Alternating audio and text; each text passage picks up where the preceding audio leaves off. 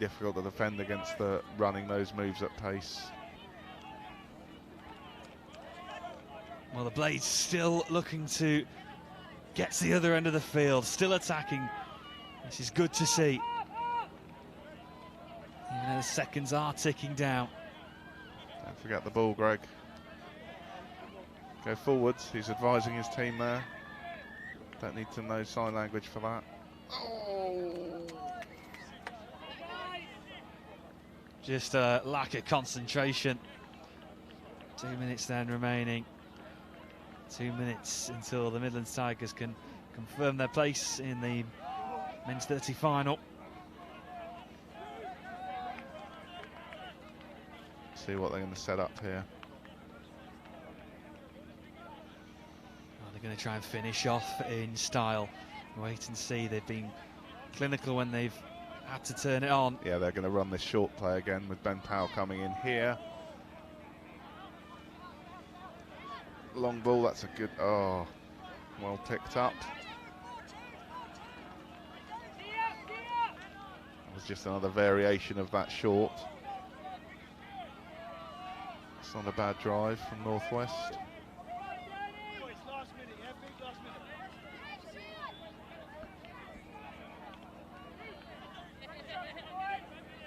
Just waiting for the support to come, getting towards halfway, entering into the final minutes.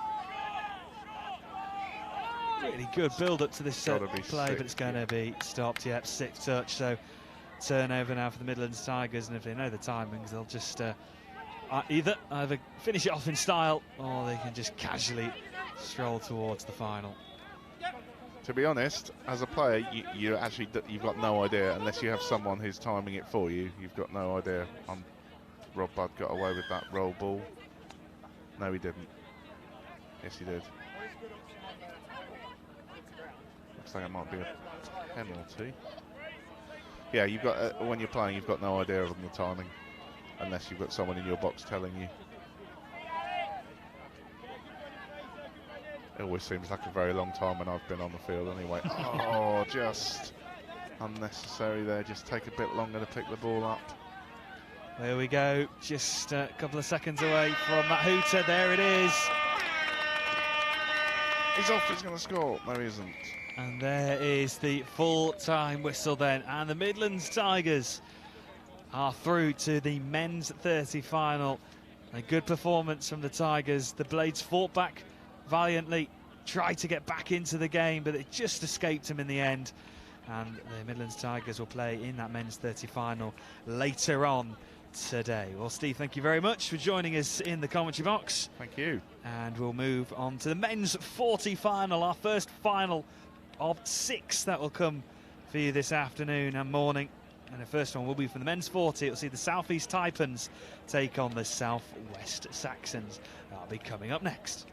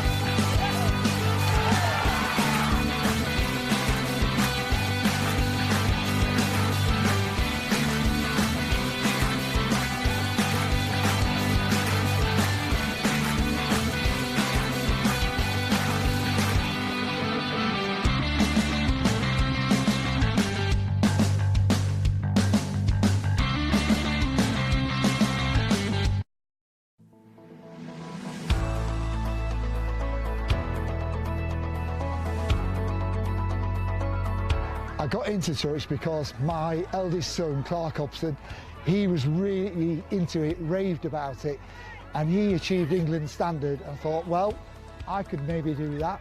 So I got into it through Nottingham Touch Club 3 or 4 years ago. Following my wife and both my daughters into it, after they'd been to a taster session there, they encouraged me to join them and enjoy playing touch.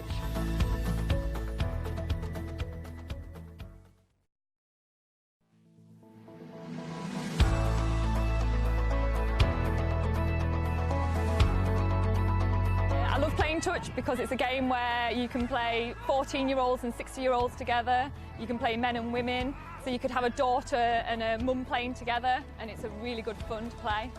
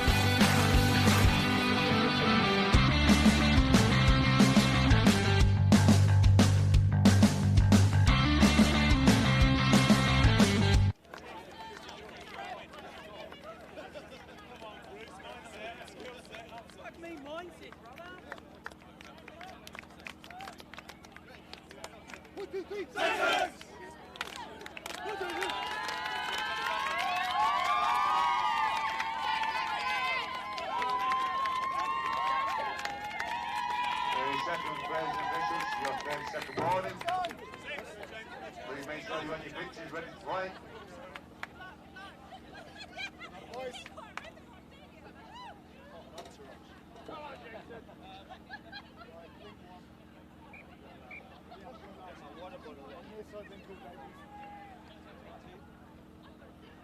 Players and officials, stand by.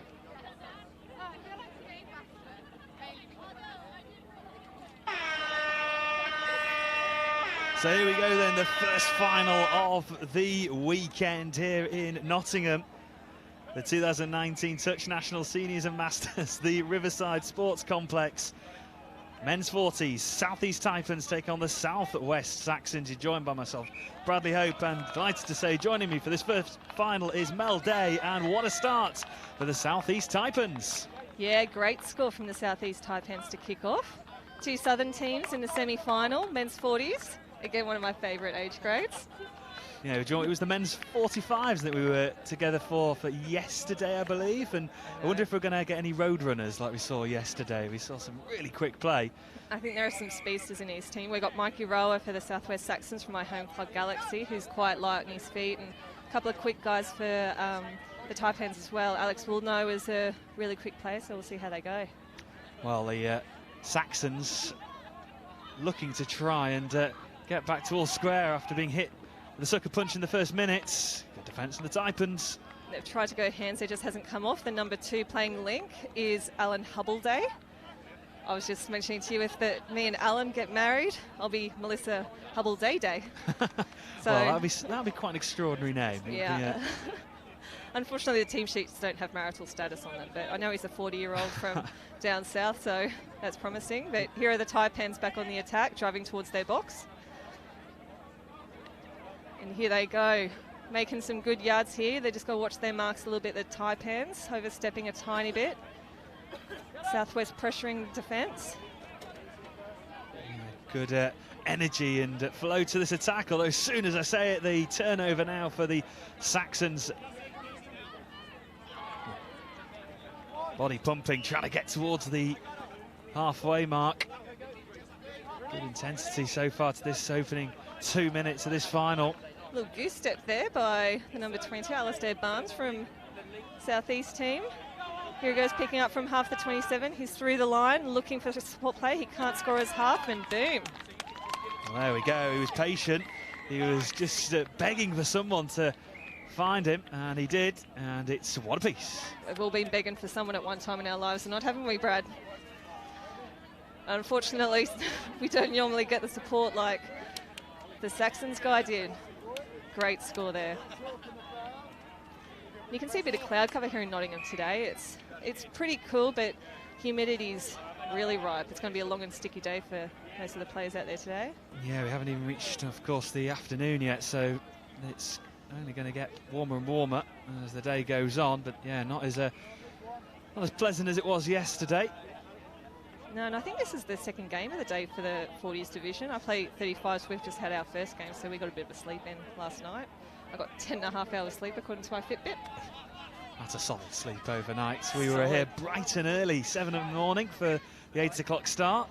Passing out wide, the Taipans trying to get through their hands. Unfortunately, ball down there.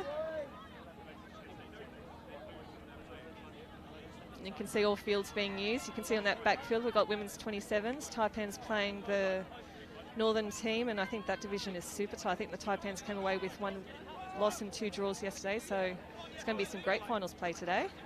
Absolutely, and we're bringing you all those finals now from this morning and the afternoon. It's going to be back-to-back-to-back finals all the way through to the end of play this afternoon.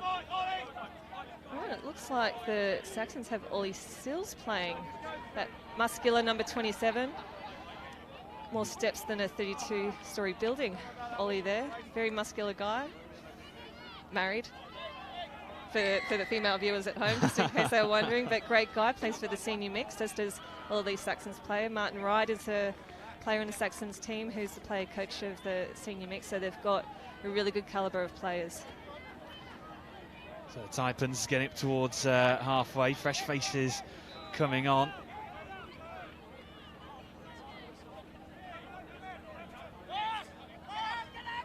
And here they go, Taipans targeting these mids, but they've lost the touch count there, 6 touches, and it's a turnover to the Saxons.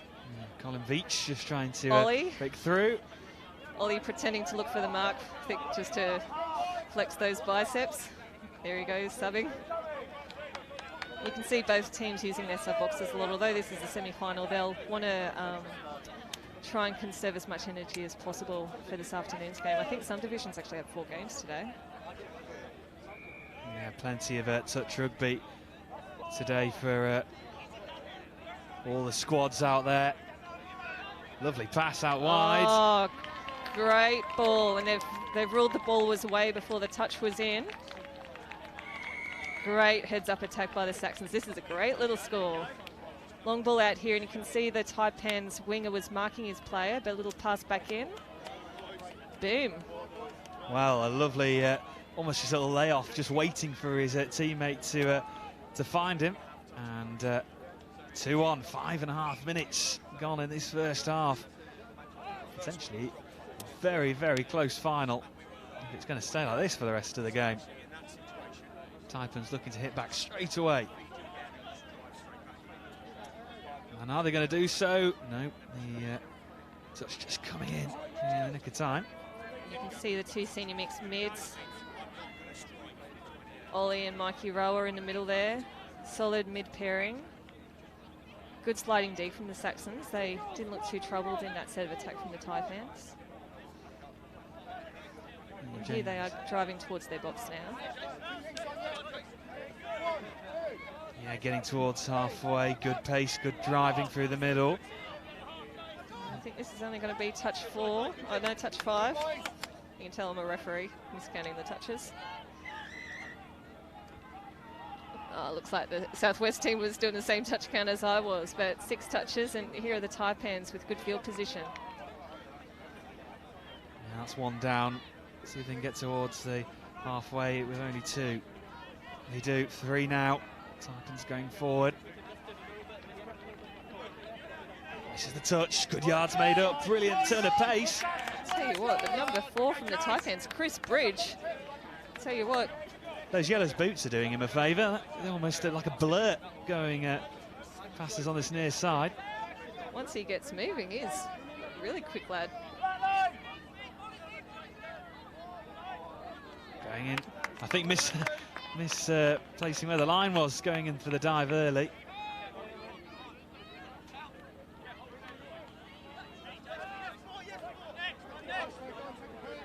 Here we go, Martin Wright, the senior mixed coach, driving well towards the box, the number 5. Nearly butterfingers, but clings on over the halfway. Good drive through the middle, picked up again, going in, needing the support. Finds it again. Yeah, they're doing well in these scooping plays. It's the second time that they've scored from a scoop, the Southwest Saxons. You can see the half is right there, picking up straight away.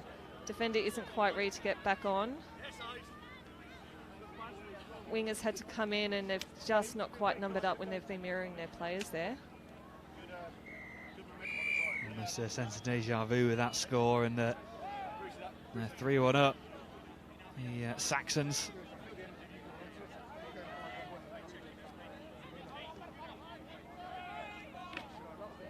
A bit of a messy roll ball there. I think that's a good call by the ref. Ball down. Sometimes players will appeal for a hand in there, but it's really up to the attackers to control that roll ball and get a good grip of that ball before they dump it. Southwest Saxons will be hoping to score from this position. Nice little dummy. I was going to say that dummy wasn't going to fool anyone, but it fooled the Taipans defender pretty well, didn't it? Yeah, it just looked a bit lost then for a second, the Taipans defender, but the Saxons... Here we go, Mikey Rowe with a run of 32 short play, and boom. David Harris going over the line. Yep, you don't make it look any easier than this. Here you go, you can see the mid going in, dumping the ball. You can see the other mid, Martin Wright. He'll be running this short line, trying to target the offside defender and straight through. Taipans' defence was a little bit of a mess there, unfortunately. Tell you what, this is an incredible commentary box that we're in at the moment. Just want to let you know that we're sitting on leather seats. We've got a 62-inch monitor, HD display. Chocolate brownies as well, and millionaire shortbreads for all involved. That's the perks of being in the commentary box here. I think I've got more in common with a chocolate brownie than a millionaire shortbread, unfortunately, but tasty. I don't even know what I meant by that. And we've got a great action in this men's 40s final. Saxons leading by 4 points to 1. On their way at the moment towards winning that gold medal. Southwest are definitely looking like the stronger team. Like they look fit, they look fast, they look really composed in attack. They've got a couple of really experienced players directing traffic, and Taipans just look a little bit loose with their defence. I think part of it's just going to be communications, and they just look a bit heavy on their feet. And I think it's probably the end of a 2-day tournament. When you're playing at age grades, you get a little bit sorer than you used to be when you were 21.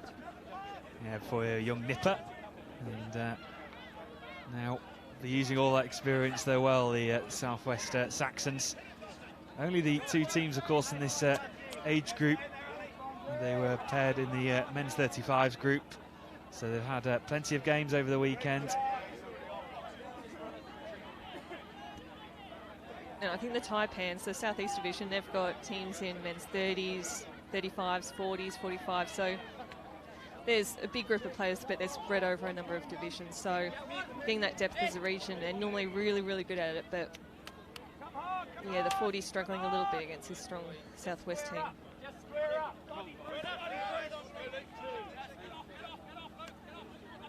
Yeah, Saxons in total control at the moment.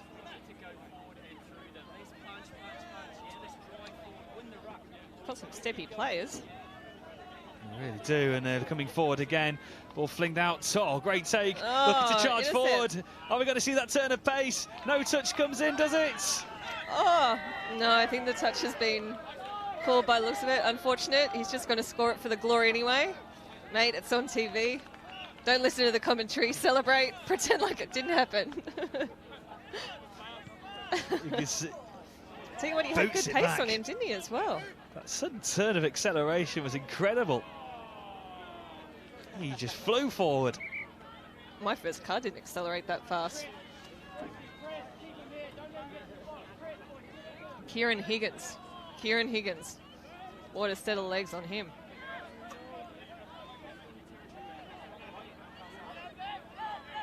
So the Taipans will use that first momentum boost from that run from Higgins to try and get a second score. Let's see if they can try and get over the line. It's been crowded out. Saxons forming in packs to try and stop the Taipans get through. And here they go, coming off their line again. Not an incredibly sympathetic pass coming out to the link there. A little bit of a falcon, I thought. Yeah, flush in the face. It wasn't the easiest to claim. Yeah, a little ball to cranium action to kick off the game. But he's still on the field. No hit impact assessment necessary. Oh, what a pass out wide. Just floated and picked up, and the Taipans have another one back, so it's reduced to only 2 points. Yeah, it didn't look like there was a lot happening. Fairly static play. But here you can see a little bit of a floater over the top. Saxons has gone for the intercept, but straight down. Nice little celebration there as well. Love a good celebration. Hopefully you'll be seeing a few celebrations in the Women's 35s finals coming up later on today, featuring the Southeast Sharks and their top player, Melissa Day.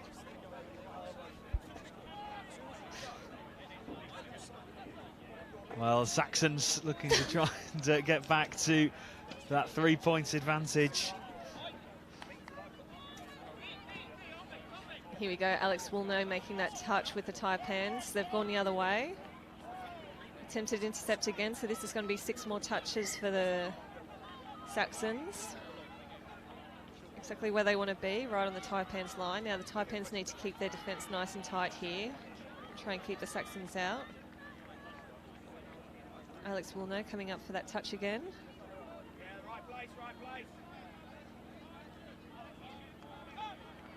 Oh, what a lovely little pass into the middle, and it was expertly done. And almost just handed it over to you guys, see if you can hit back. You can see the mid coming up to make this touch, and both of those mids kind of got caught up in that touch, and you can see both of them were targeting that play with the ball, and they've left that other player loose for an easy score on the inside. I think Michael Rowe would like to watch that back again this evening, on repeat. I'm sure he will be, I've got no doubt. As the Taipans to try and hit back with something of their own. All right, you can see the Southwest Saxons bring up both mids in their D, coming across to cover really well.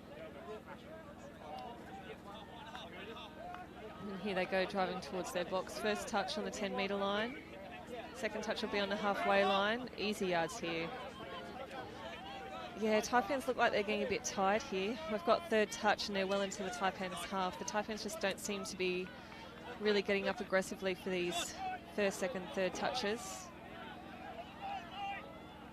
Oh, lovely. Potentially Michael Rowe had 2 passes to watch back this evening, but couldn't be claimed. Yeah, they're definitely looking a bit tired. When you've got your opposition coming off their own line, you've got to be really aggressive in that first, second, third touches, and you can see the Taipans were just caught rolling backwards and rolling backwards. Might give a shout out to some of our sponsors of the touch. I can see a couple of billboards out the back, Autotech, for all of your automotive needs.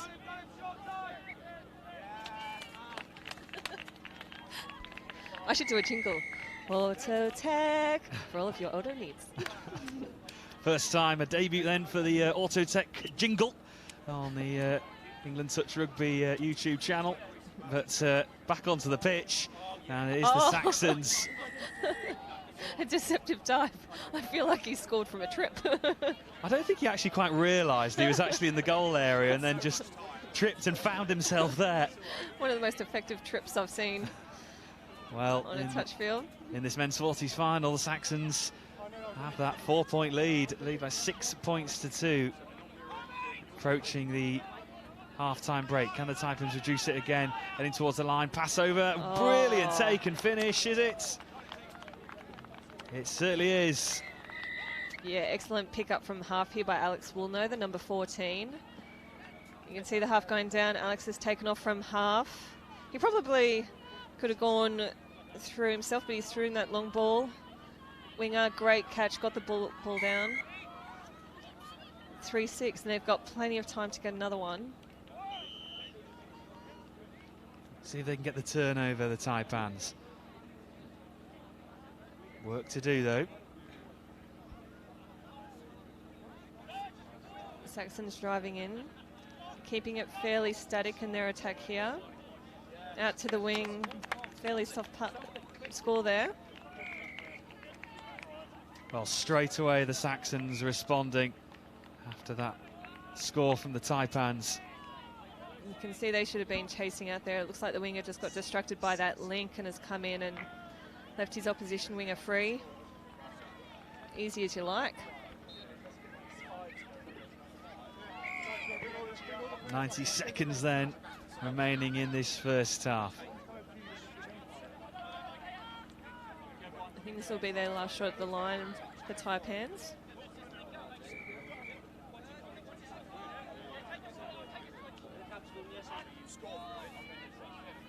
The number 12, Chris Bridges, speedster from earlier.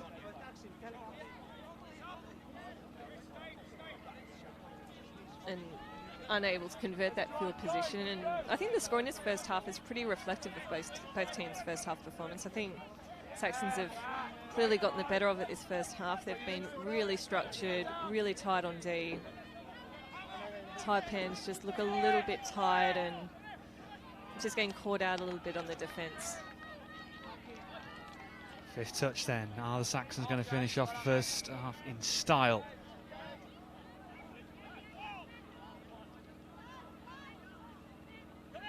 Michael Rower can't get through.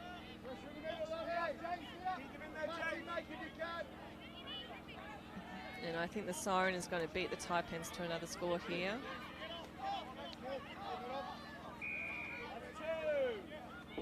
A lot of work if they are going to get up to the other end of the half. As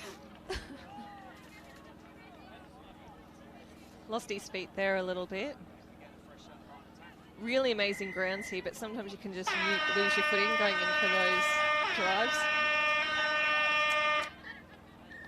So half-time then in this men's 40 final here at the Riverside Sports Complex in Nottingham. And it is the South West Saxons who are leading the Taipans by 7 points to 3. A lot of work to do for the Taipans at the start of the second half.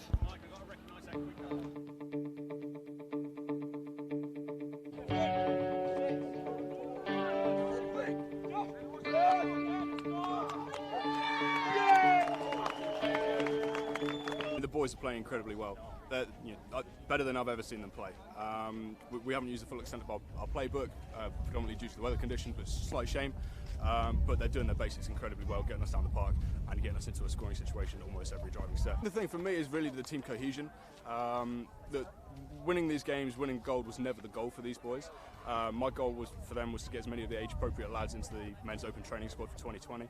And it's just fantastic to watch some of them really click, really start to play to their full potential. And I'm going to work very hard with the men's open coaches to make sure the boys that are of an appropriate age get a shot at the open table.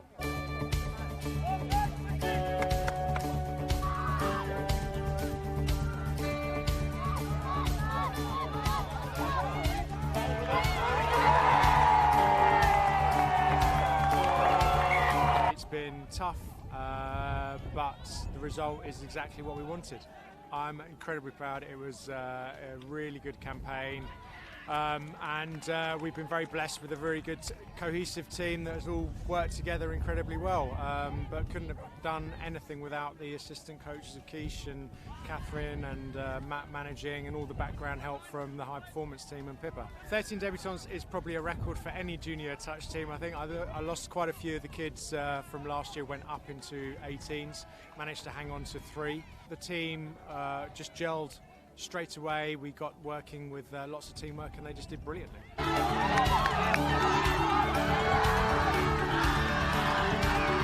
Yeah.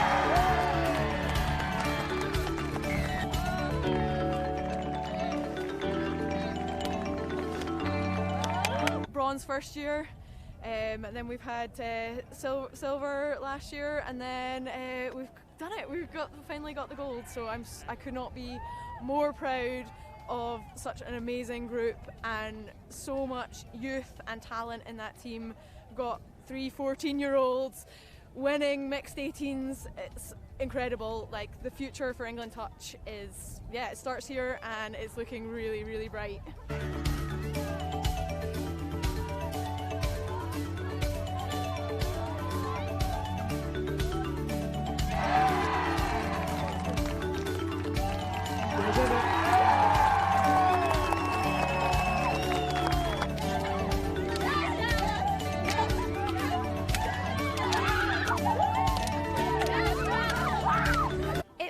Business as usual, I must say. I'm quoting Sammy Phillips, High Performance, who has just said that, we've been professional throughout the whole tournament.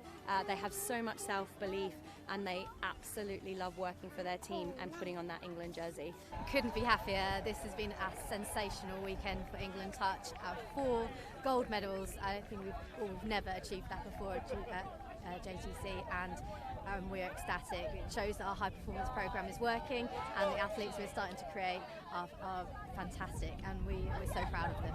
Absolutely incredible to be unbeaten at championships in every division. So hats off to our coaching team and to the athletes themselves for producing such an outstanding result.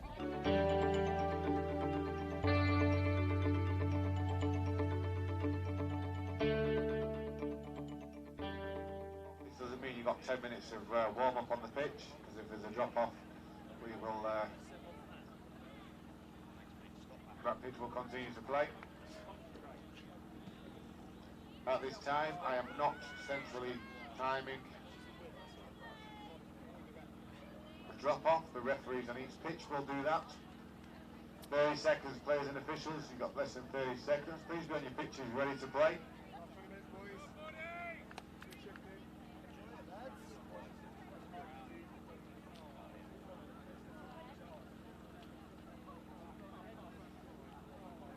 Players and officials, stand by.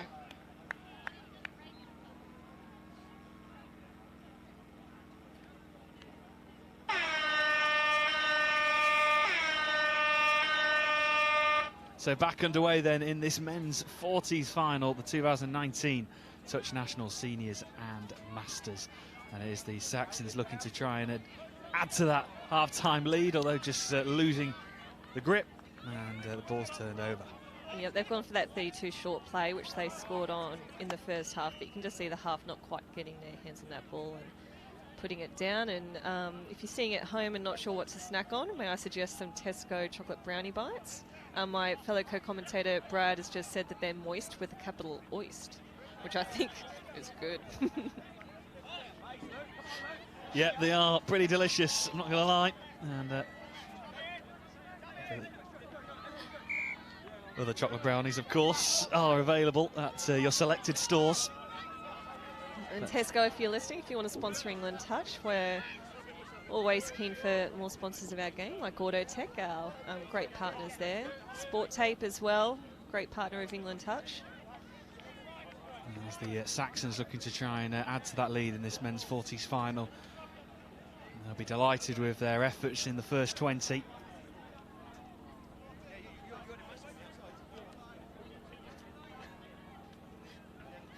And for those at home who might have thought this might have just been a semi-final, this is the final. It is. Culmination of 2 days play and a lot of weeks of training.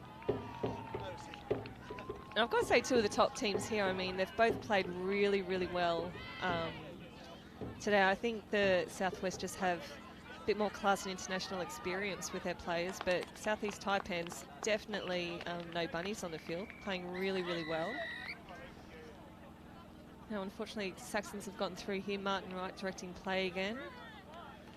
They dump on that right mid. A little bit of a quickie play, and the divers come in.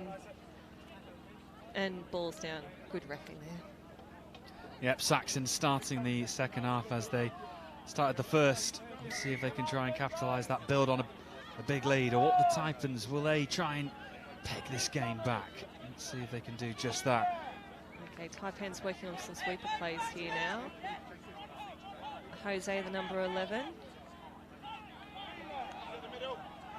Great little play, seeing a lot of NTSs. Looks like Taipans will get 6 again here. So another attacking set right on the Saxons line. So they've just got to be patient here. They've got 6 again.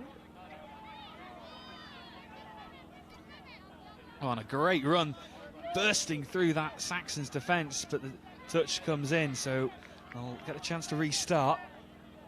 Really good opportunity now here for the Taipans. Don't want to be wasting any more of these opportunities though now. Otherwise it's just going to get harder and harder. Final's just slipping away from them at the moment. Yeah, they'll definitely be wanting to try and get this next score, and they do have some really good players in their team, Taipans. You can say Jose again, that number 11, getting up in D. He's made the first 2 touches here. Alex will know. They're getting up in D, so a much better defensive set from the Taipans.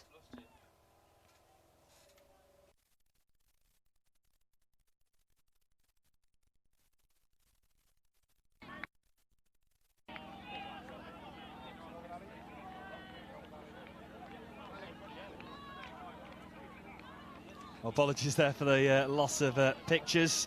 We're back now with the Saxons driving through. Touch comes in, and it is the 6th and final touch. So good defensive work from the Taipans.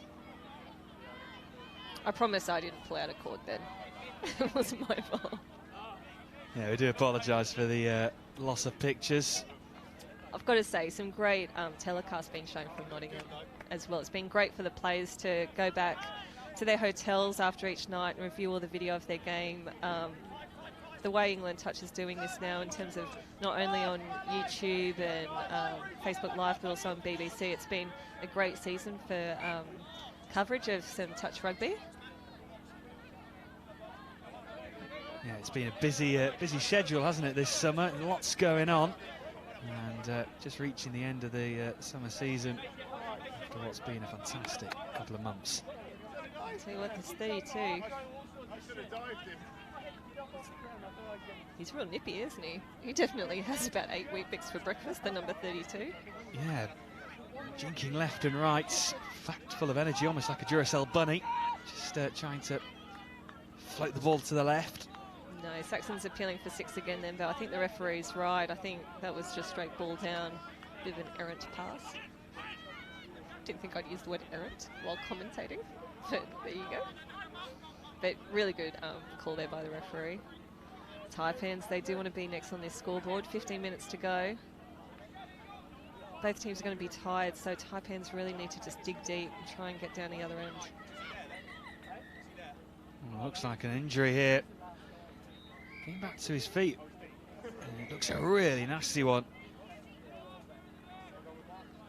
Yeah, number 5 there from Taipans. David Harris, who was saw in the first half, was a bit of a road runner, but he seems in real pain at the moment, Harris. We've got a great medical team at here, all the England Touch tournaments. So I'm sure someone will be over there for him soon because he had an excellent first half. Yeah, nearly had a brilliant breakaway score in the first. Just got the slight touch in him, but that was in the first. In the second half, at the moment, it is the Saxons who are in full control and heading towards being the winners. Look, you can see the way they're driving now. Their runners are really coming from depth.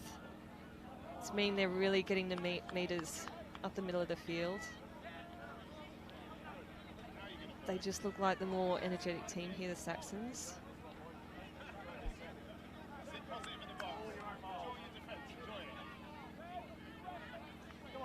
Both teams driving towards their boxes. I think they're both getting a bit tired, and this is the way to do it. Get fresh legs on. Yeah, it's a long weekend, and it's important to keep the rotation, keep the energy levels high. Taipans still trying their hardest, still putting all the effort in to try and get back into this game. Saxons, though, at the moment, just too much for them.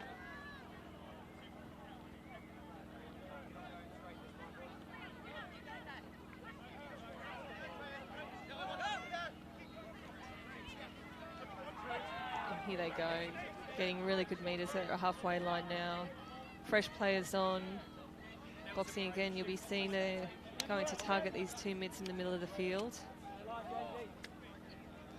and set up their plays on them. Looks like it might be a quickie coming up, dive in and ball down. There we go, as easy as that for the Saxons. They are really pulling ahead in this final now. 6-point difference, Saxons leading by 9 points to 3. It was relatively easy for the team in blue to get over the line. You can see they made it back to the line, made that touch, but not before that ball was down. So really good quickie play on that mid and really taking advantage of the fatigue in some of these legs. 10 minutes to play for the weekend for these guys. It'll be quite an extraordinary turnaround if the Taipans can pull this one off. It's certainly a story to tell.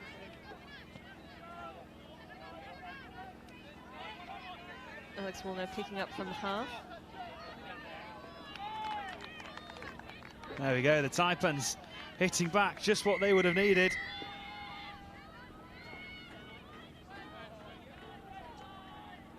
And here we've got Alex Woolnough picking up from half, going on the outsides, getting it through the hands. Winger just caught a little bit short on his player there. Good hands from the Taipans, swing a ball down. So the Southeast Taipans still fighting hard, still battling, trying to conjure up something to get back into this final. And they've really got to try and make that score count. D out this set.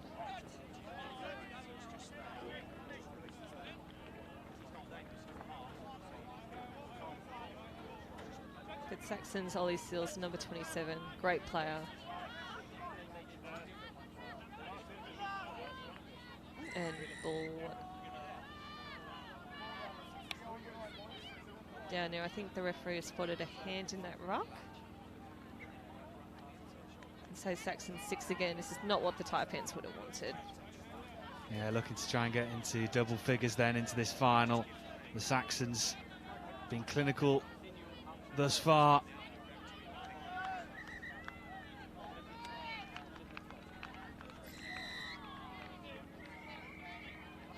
Okay, and they've got a repeat penalty for an offside play from the Taipans here.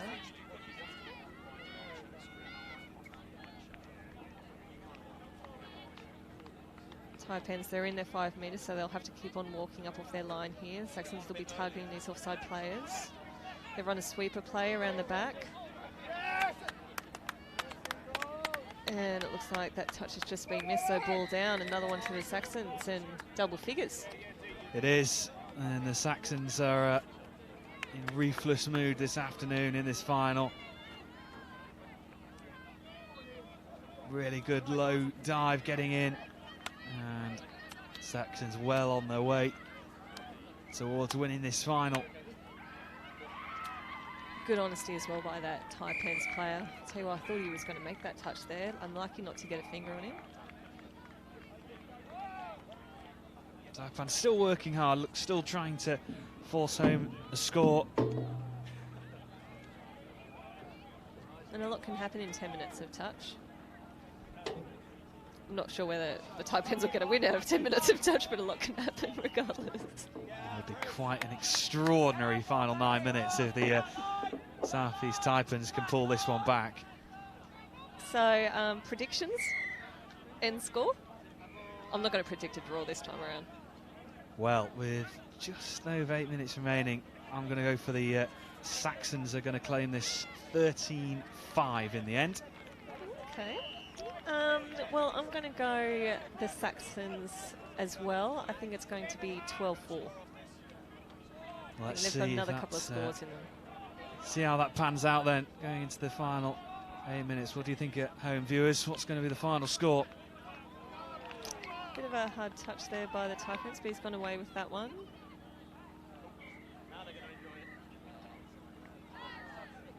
And obviously we're at playoff stage now, so it'll be hopefully drop-off central pretty soon with the scores drawn. But I think in this game, I think the Saxons have proved to just be too good for the Taipans this afternoon.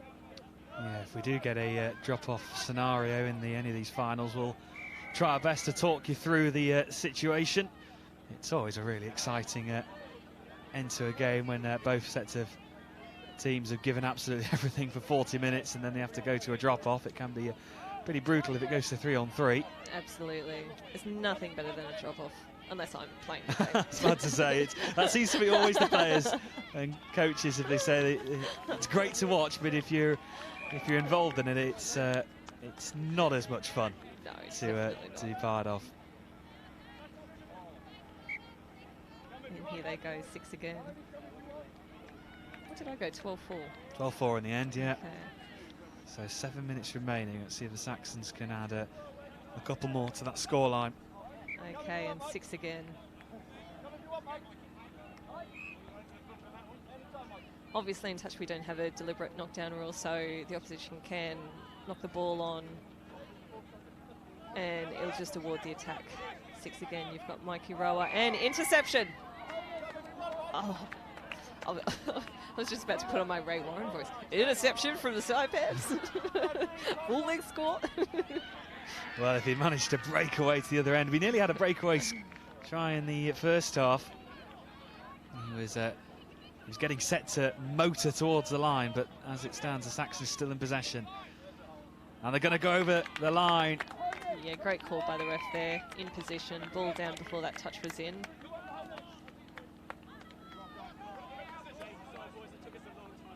And here you can see Mikey Rower. You can see sweeper coming around, but Mikey Rower's picked up from half and boom. Back on the inside. Yeah, Martin, you sweet. You sweet. I'll never give it this. I guess they're double check.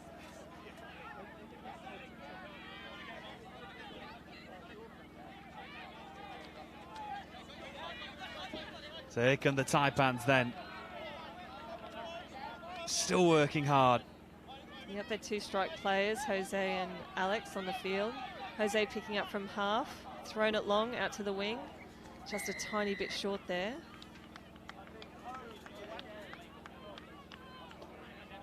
The winger, he's had great hands today, but the pass just didn't quite have the legs. But they've got a penalty, so I repeat that on the line. 5 minutes to go. Yeah, Kieran Higgins, number 12, just on the wing on this left-hand side, just frustrated he couldn't claim onto it. Here come the Taipans again. With pressure from the Saxons. Taking their time, being patient in this attack, pulling the defence out.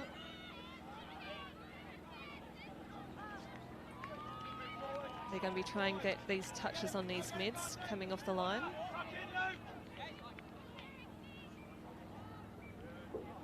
But Saxon's defence really solid so far.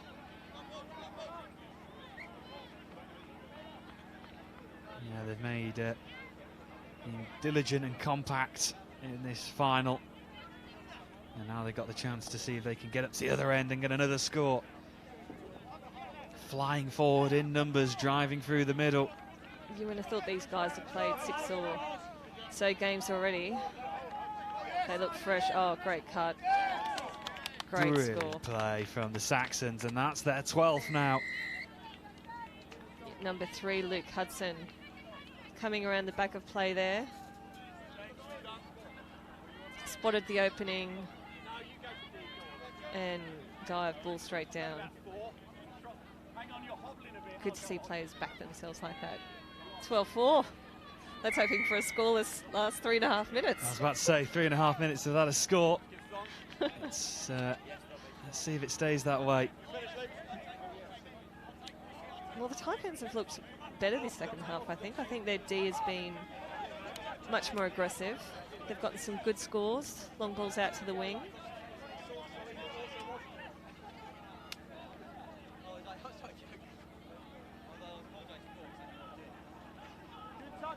And looks like we've got a penalty for a touch pass here. Unfortunately, he was touched before that ball went. Yep, so entering into the final stages then. The South West Saxons have all but confirmed they are the winners of this men's 40s final.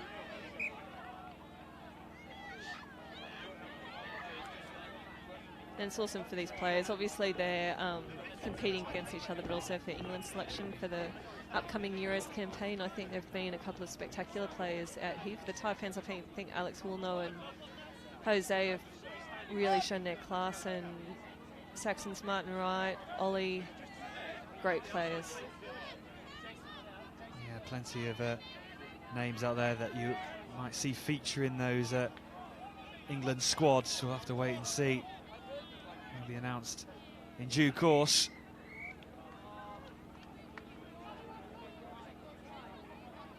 I don't know, Mel, you could be on for your prediction. 2 minutes to go. I'll tell you what, this is going to be 2 from 2. I feel like the Saxons are just going to prove me wrong. And straight ball down, a little bit of lack of ball control to finish off. Let's hope the Taipans can get a consolation touchdown with 1.5 minutes to go. Yeah, they've really tried hard. They've battled against this Saxon side who've just outclassed them on the day. And looking at the Taipan sub box, it looks like they've only got 4 or 5 subs. So a lot of teams have come here with full complements of 16 players, a lot of fresh legs, and there are also teams that come with, 11, 12 players, and going on those kind of rotations, it can mean really tough shifts for a lot of these players. So really impressive play from the Taipans with a pretty skinny sub box.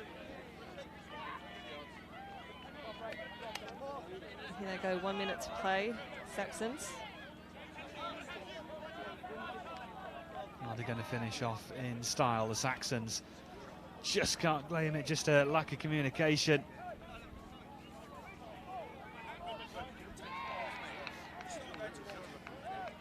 I obviously must have heard your scoreline prediction, Mel, because they're putting in your favour. So, but 30 seconds to go, and it is the Saxons who will be delighted with this.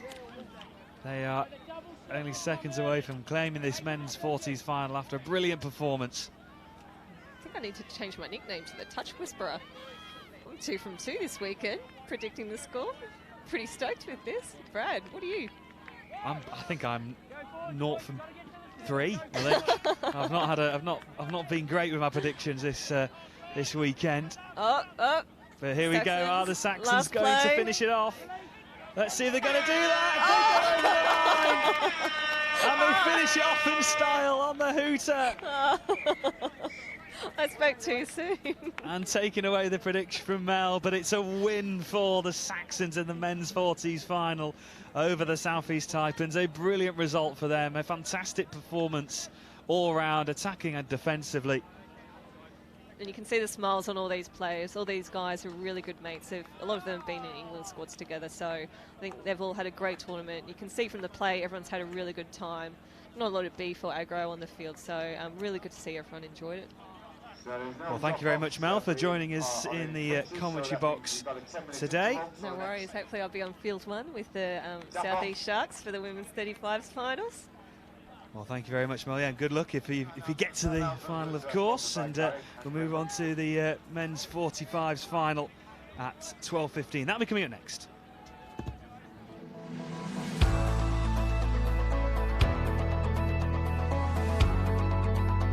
I love playing touch because it's a game where you can play 14-year-olds and 60-year-olds together. You can play men and women, so you could have a daughter and a mum playing together, and it's a really good fun to play.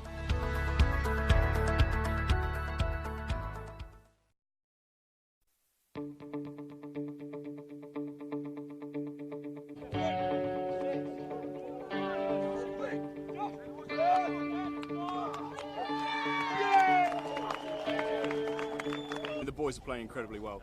They're better than I've ever seen them play. We haven't used the full extent of our playbook, predominantly due to the weather conditions, but it's a slight shame. But they're doing their basics incredibly well, getting us down the park and getting us into a scoring situation almost every driving set. The thing for me is really the team cohesion.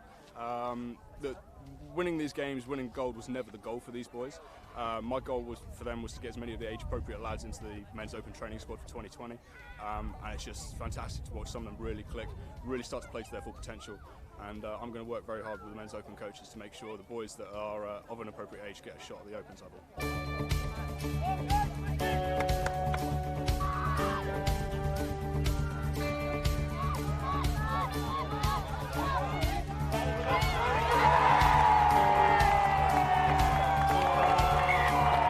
tough, but the result is exactly what we wanted. I'm incredibly proud. It was a really good campaign, and we've been very blessed with a very good cohesive team that has all worked together incredibly well, but couldn't have done anything without the assistant coaches of Keish and Catherine and Matt managing, and all the background help from the high performance team and Pippa. 13 debutants is probably a record for any junior touch team. I think I lost quite a few of the kids from last year, went up into 18s, managed to hang on to 3. The team just gelled straight away. We got working with lots of teamwork, and they just did brilliantly.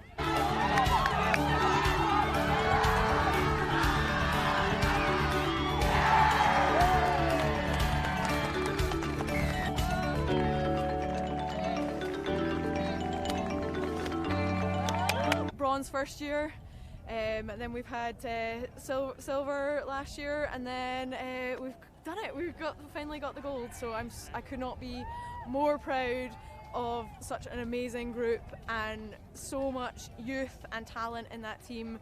We've got 3 14-year-olds winning mixed 18s. It's incredible. Like, the future for England Touch is, it starts here, and it's looking really, really bright.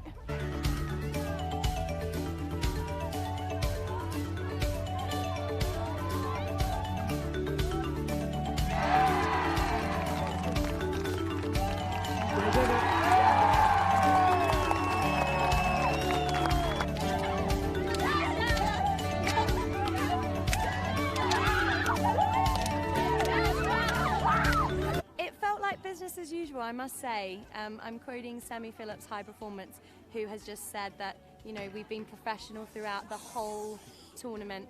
They have so much self-belief, and they absolutely love working for their team and putting on that England jersey.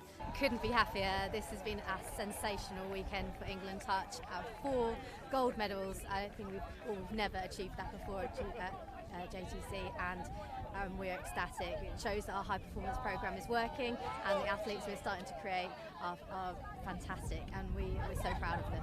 Absolutely incredible to be unbeaten at championships in every division. So hats off to our coaching team and to the athletes themselves for producing such an outstanding result.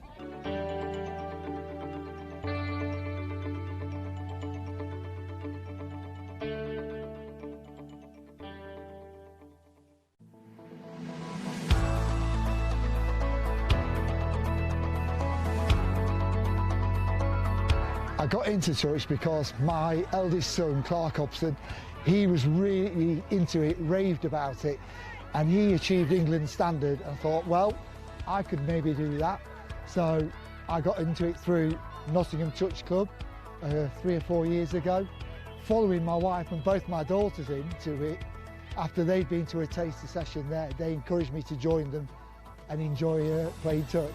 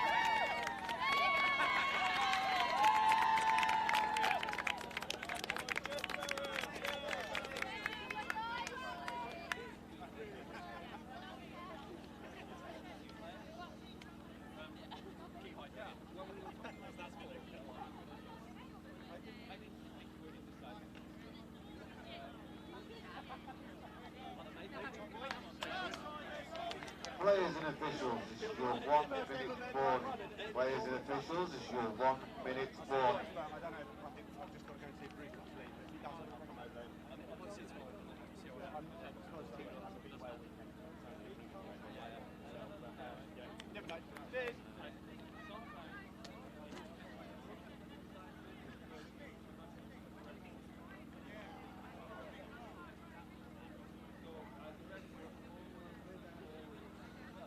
Players and officials, this is your 30-second warning. Please be on your pitches, ready to play. 30-second warning.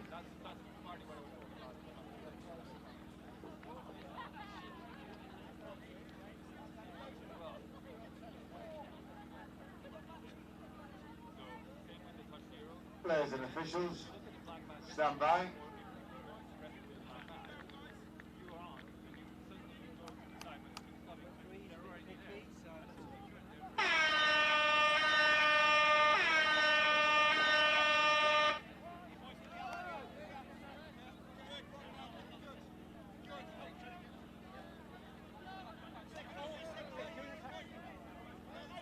So here we go then, we move on to our second final of the day. It's the men's 45s final, the West Wildcats taking on the Midlands Tigers.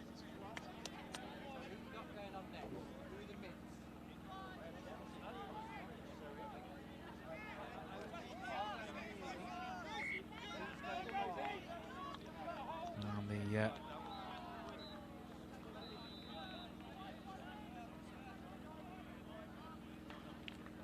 Midlands Tigers holding out the Wildcats so far.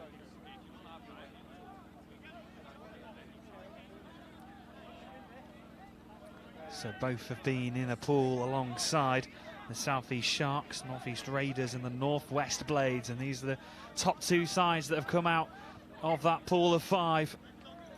They've both earned this position in the final. It should be an intriguing one. Men's 45s.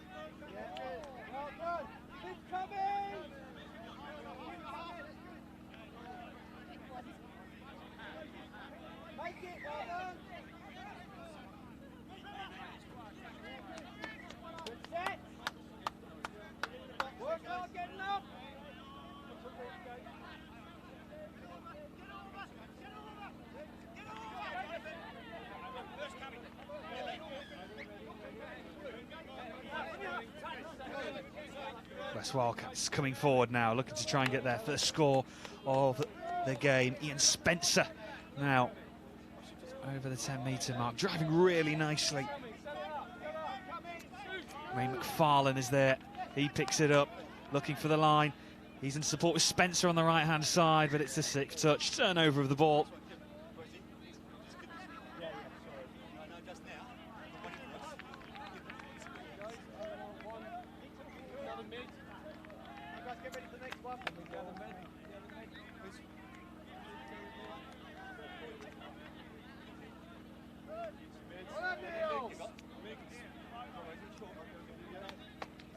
Midlands Tigers coming forward, breaking over the 10-metre. Oh, and diving in for the touch. Oh, what a brilliant touch it was in the end. Derek Kite. Here come the Tigers, looking to try and flick the ball on towards that far side. In the end, it falls to no one. Turnover and possession, both sides looking threatening, but just can't get over the line.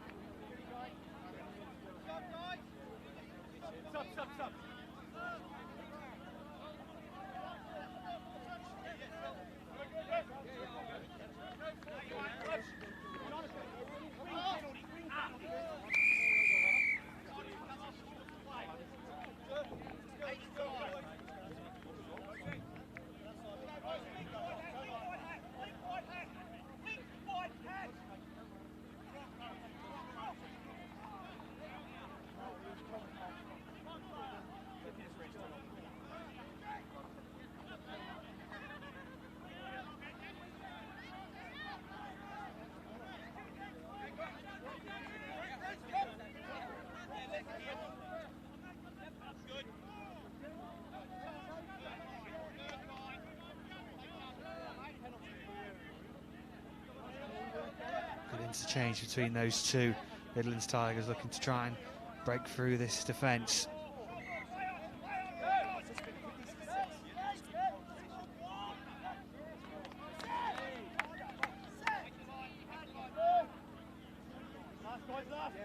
Being patient. This is a good spell of possession for the Tigers at the moment. Mark Hobson was there, but turnover now. And the Wildcats is trying to break forward. A good early pressure on the Midlands Tigers. Full of speed demons, these sides, for their age. It's absolutely incredible to see. More so than number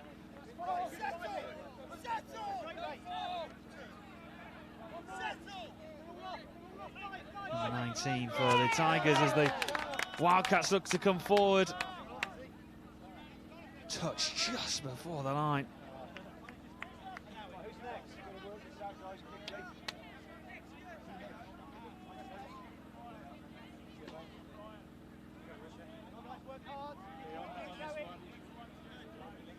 It was Ray McFarlane trying to get the first score of the final. Good work up towards the halfway line. Fresh recruits come on.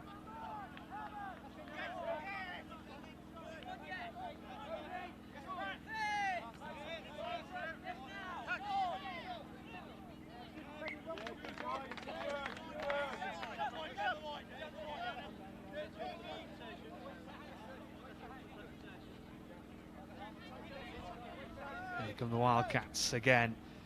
No one striking first at the moment. Who's going to get the first try? Who's going to make their first mark in this final?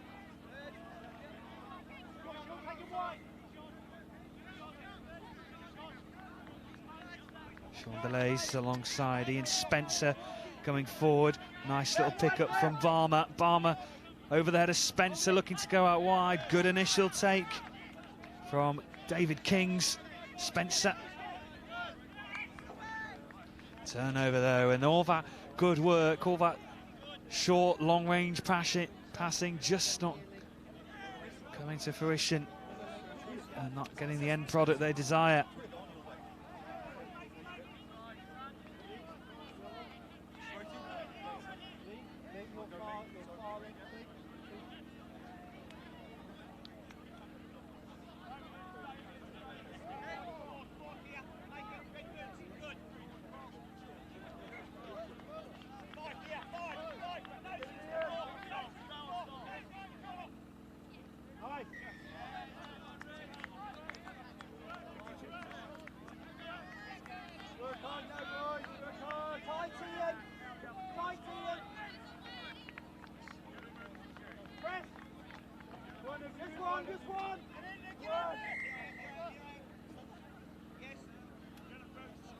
So 7 minutes gone in this men's 45s final. I'm delighted to say joining me is Matt Marnie from the Saxons, who's just got a medal around his neck. He must be absolutely delighted. I do, yeah. It was a great performance in the last round. Really good performance. Had a good weekend actually. Ran some of the 35 teams close. Beat 4 of them, I think. I might have got the maths wrong, but essentially it would have been a pretty productive weekend for us. Teams just come together and actually play some pretty good touch. And in this men's 45s final, the West Wildcats and the Midlands Tigers, two of the premium sides in this men's 45s, and for their age there's some real road runners in both of these sides, and the fitness levels is absolutely incredible. There is. It's really impressive how they're going, but the pace that they're playing at. And some of the driving, because remember this is second day, and been playing 40-minute games, and they haven't let the pace go down. Absolutely, it's a long weekend, isn't it? And it's just how important is it just to keep those fitness levels and the nutrition? It really is. It just takes its toll, doesn't it? It does, yeah. You want to make sure you get good sleep on the night before. I don't know what they were doing, whether they're out or not. Just got away there. Looked like it could have been a fumble. Lovely ball inside. A little bit of Fijian style, but unfortunately gone to ground. Yeah, it was a really nice breakaway. Just trying to head towards the line, and inventive pass, but just couldn't be finished off. And at the moment in this game, it feels like whoever's going to strike first is potentially going to really get a stronghold in this game and push on, but still waiting for that first score. And in games like this, when there's a sense where there could be low scoring, how do you sort of get your mindset to that? Because it could be potentially who scores first could go on and win it. It could do, but it's still the first half, so it's patience really at this stage, and not panicking, not trying to force anything. So you're running at your plays at the opposition here, and really trying to understand what they're doing. You know, so you're gathering information, and maybe in the second half there you've seen which players are doing what, maybe which players you can target, and then adapt and run the plays against those players. And we've seen it throughout the weekend of talking about the constant energy levels and fitness. The rotation is so important, isn't it? It is, yeah. It makes a big difference if you've got a squad there of 14. We've had a couple of games where you're playing with just 4 links, for example, instead of 5, and you don't get the same amount of recovery time. Well, the Midlands Tigers still pressing this line, still trying to get this first score. Flinged out pass, but it's goes well wayward and out of touch.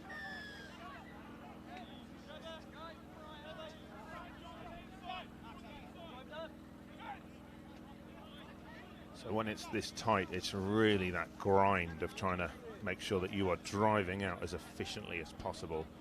It's getting those basics right where everybody's tired, talking to each other. You can see that early sort of press there from the Midlands Tigers, and is that something yourself has talked about in terms of the team, in terms of trying to press high and make sure they try and get as many touches in the opposition half as possible? Yeah, quite often we're wanting to make sure that we can push them across, so we're going to keep them over that side, but we really want to make sure that maybe like our middles are making that first touch, so that your link and your wing there can drop back and really, stop them getting that momentum. If we can keep them into their half on maybe 4 touches, that's a long way for them to be, maybe setting something up and scooping out from. Well, good distribution of the ball there.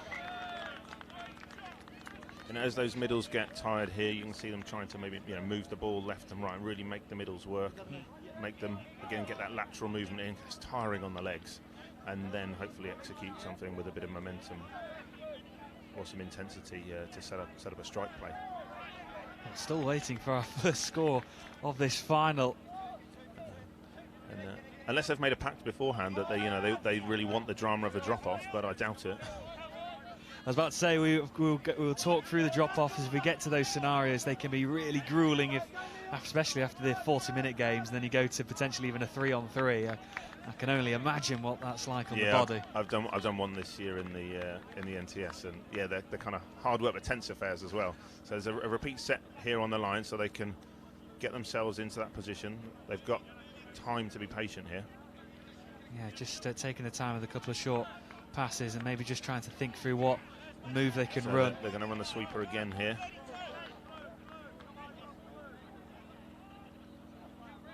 Probably just trying to work and get the timing a little bit crisper and see what that touching middle's doing. Just gets the touch and still coming forward though. They've still got them to use. Good pressure though from the Wildcats, and it is. You can see the winger there is up and back really quickly. So he's got excellent pre-touch, and he's talking to his link as well. Makes such a difference, especially on this. Again, the last day when you're getting tired, the good comms make such a difference. They scoop up, and the Tigers trying to get into the line. Dive comes in. Is that the first score? I think he's clear. Yeah, he's going to give it. There we go. 13 minutes we had to wait, and the Midlands Tigers are off the mark, and they're up and running. So watch the scoop then, and the dumping player splits out, stays outside his player, and then there's a great dive in. Yeah, Sol Phoenix, the number 9 for the Midlands Tigers, going over the line. And that might just settle the nerves, maybe, just to release a bit of the tension in this final. There's a sweeper coming round here, and they've picked up from half. I don't know if they've played each other before, they'll be looking and saying, hang on, are they cornering really hard here? So perhaps we can, what are the middles doing? So they're watching, okay, let's pick up and take them apart, see if we can create that separation for them. So the Wildcats looking to respond then. The Tigers will be dead keen to D this one out now, having just gone one up after all that hard work.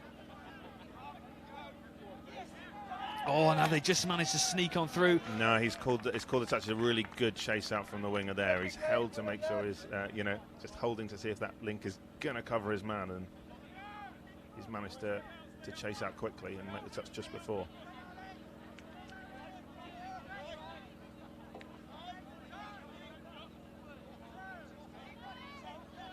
Just in a standoff at the moment, the Wildcats. Here's Spencer. So here's a short coming.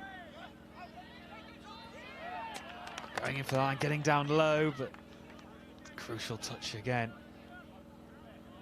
Really having to soak up this pressure, aren't they? Yeah, and the Midlands are keen here to make sure that they call that press. So one defender's up and making the touch, and the others are getting good pre-touch. So they're dropping back as soon as that touch is imminent. Could be in there. Yes. Brilliant play from the Wildcats, and even though the Tigers did really well to try and nullify most of that attack, the Wildcats were persistent, and they have got themselves back to all square. A little Aussie in here, and no short line, actually just straight back, and scored on the short side. David King's there for the West Wildcats, finishing it off after great work there for me and Spencer and Derek Kite.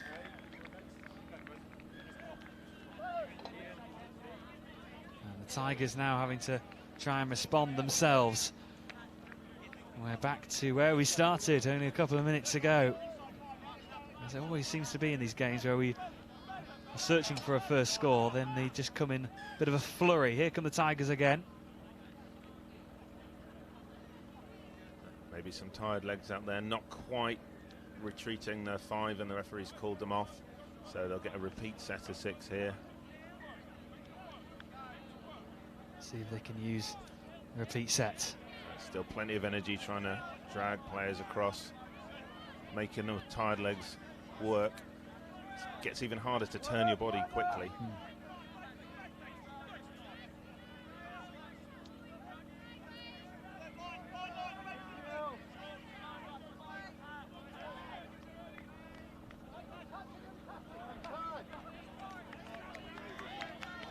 Turnover then for the Wildcats. They just defend that one. Both teams will be keen to try and get on the board here and go into the break, ahead. Coaches and players throughout the summer have often said that the period just before half-time can be so crucial, can't it, in terms of potentially giving you that momentum going into the second. Yeah, absolutely. It's a slightly different feeling when you're coming in knowing that you've just, you've got even a tiny bit of breathing space.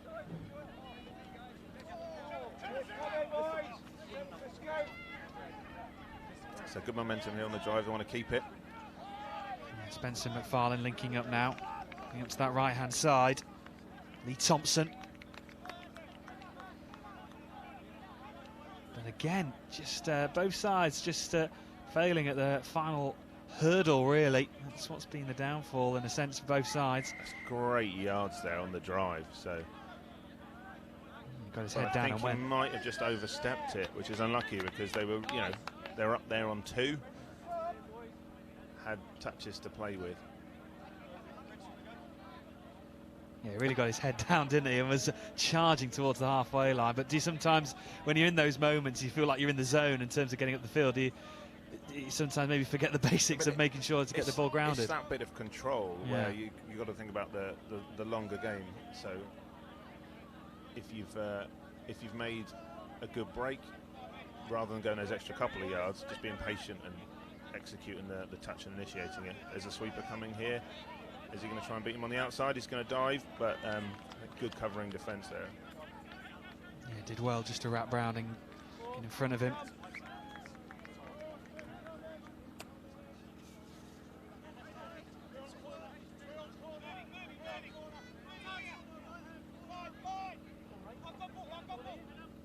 Varlin trying to get in there, but again stopped. I think there's another repeat set of 6 here coming. So again, they'll want to use these. It's sapping for the defence, giving away repeat sets of 6.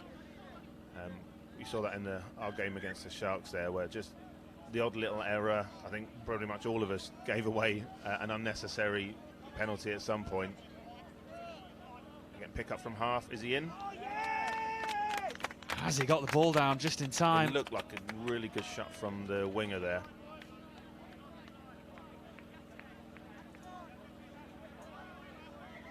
So will they run the same play again? Because they now, run it, seen what the defence is doing.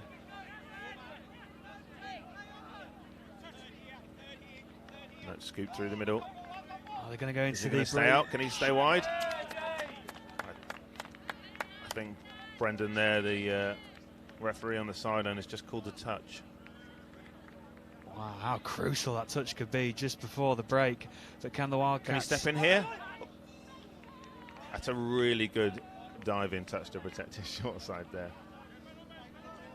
Agonisingly close for the Wildcats. They're still pressing with seconds to go until the break. Are they through again? That's last. So they probably... It's hard to keep an eye on the clock when you're on here. There you go, that's the hooter. Will they try a bit of flamboyant stuff just to get off here? No, hooter's gone, so no time. No, we're out of time. So it is half-time then in this men's 45s final. And nothing to separate the two sides. And it's tight and it's tense between the West Wildcats and the Midlands Tigers. Myself and Matt will be back for the second half in a couple of moments' time. Well, that brings up half-time.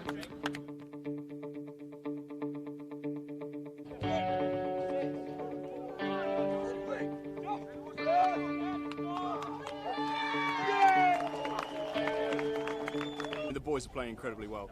They're better than I've ever seen them play. We haven't used the full extent of our playbook, predominantly due to the weather conditions, but it's a slight shame. But they're doing their basics incredibly well, getting us down the park and getting us into a scoring situation almost every driving step. The thing for me is really the team cohesion. That winning these games, winning gold was never the goal for these boys. My goal for them was to get as many of the age-appropriate lads into the men's open training squad for 2020. And it's just fantastic to watch some of them really click, really start to play to their full potential. And I'm going to work very hard with the men's open coaches to make sure the boys that are of an appropriate age get a shot at the open table.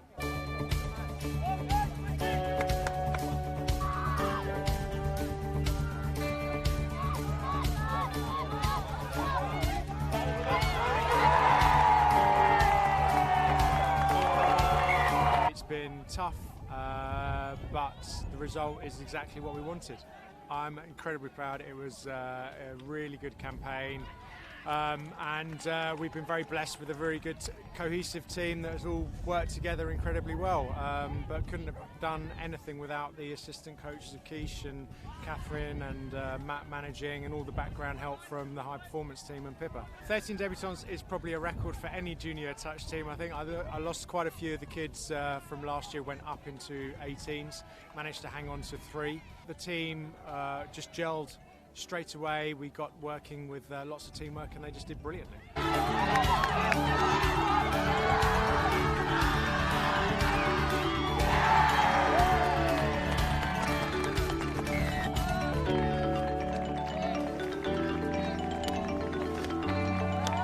Bronze first year, and then we've had silver last year, and then we've done it. We've finally got the gold. So I could not be more proud of such an amazing group, and so much youth and talent in that team.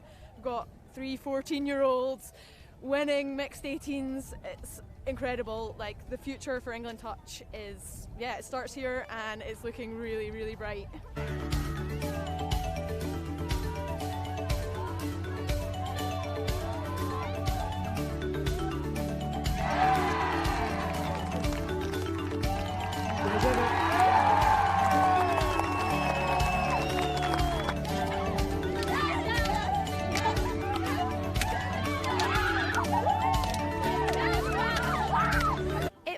Business as usual, I must say. I'm quoting Sammy Phillips, High Performance, who has just said that, we've been professional throughout the whole tournament. They have so much self-belief, and they absolutely love working for their team and putting on that England jersey. Couldn't be happier. This has been a sensational weekend for England Touch. 4 gold medals. I think we've never achieved that before at JTC, and we're ecstatic. It shows that our high performance program is working, and the athletes we're starting to create are fantastic, and we're so proud of them. Absolutely incredible to be unbeaten at championships in every division. So hats off to our coaching team and to the athletes themselves for producing such an outstanding result.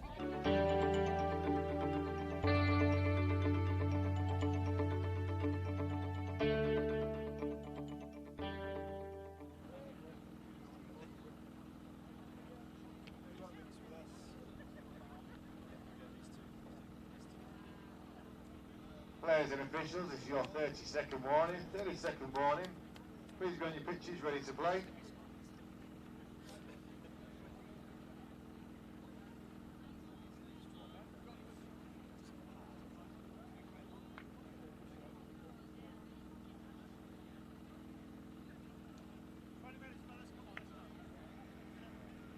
Players and officials, stand by.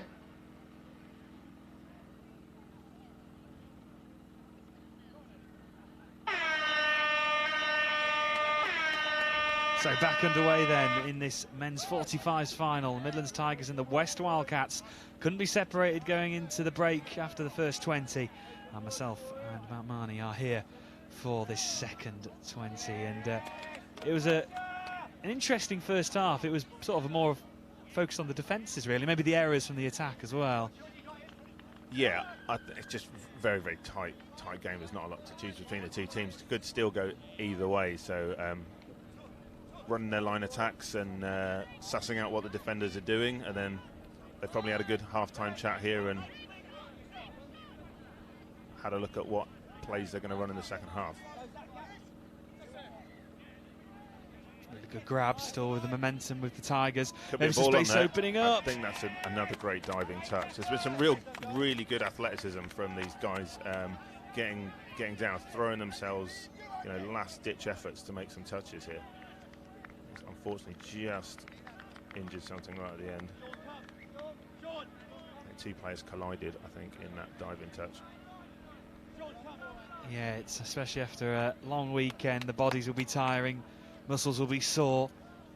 Yeah, I mean, the pitches are in pretty good condition, so the top layer is a little bit soft, but there's not a huge amount of cushioning on them. It's it's still just been a really hot summer, so there's pretty firm ground that you're rolling around on.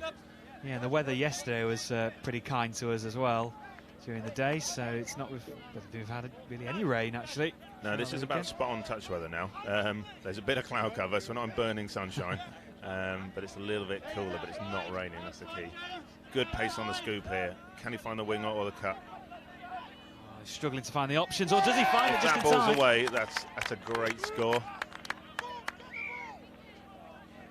He's given the touch pass. Close to being away there. That was nearly a fantastic find. He almost felt like he'd almost given up with the options at one point, but he saw his teammate. So, I mean, we could hear from our commentary position the Wildcats are very fired up for this second half. I think they're certainly the best cheer of the two teams that we heard, although the Tigers are far side. Something we've been working on all weekend, really, with our captain Bruce, is improving the quality of our cheer as we went onto the pitch. It started off poorly, but really improved towards the end of the weekend there. Is it just those little things that sort of give you that sort of little boost going onto the pitch? No, I mean, I think for us as well, what's really good is we're just trying to make sure that we're positive all the time in the sub-box, and no matter what anybody does, we're just trying to keep positive, cheering boys on when the energy is getting low. It's really hard, you don't necessarily see it from the sides, but working off once you've done your defensive set, it's just as important to build the momentum coming on. So you've got to really work hard off the pitch here in order to bring the other players on. Spencer here for the Wildcats, trying to drive through. And there's a McFarlane as well. Spencer just there, along with Ian Rowberry as well. Those three trying to link up. Yeah, he's a big player, so he's got a really strong dump there. So what I mean is an excellent platform to scoop off or to run that short off there. That's just really good footwork there. He's gone in to out.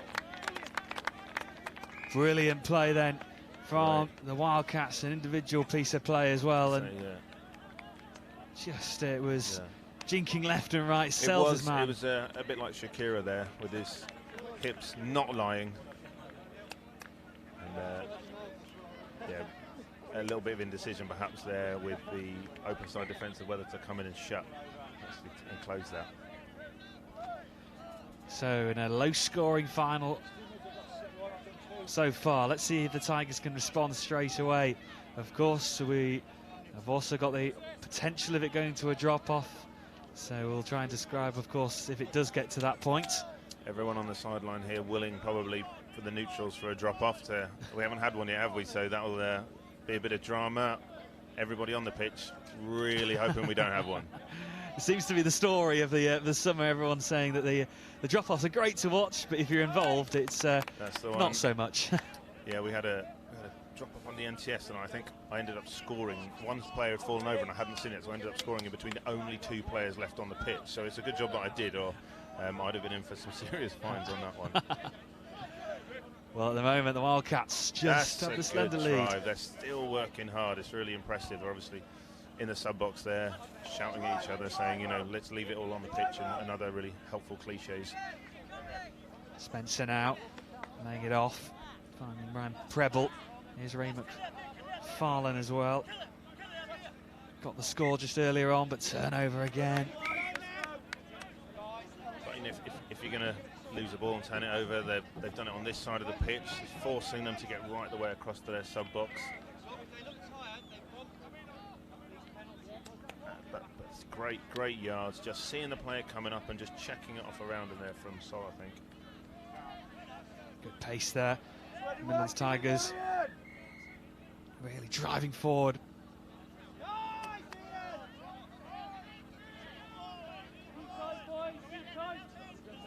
Midlands Tigers trying to open up some space, stretch his defence, going out left. Oh, is that Burnley there in the corner?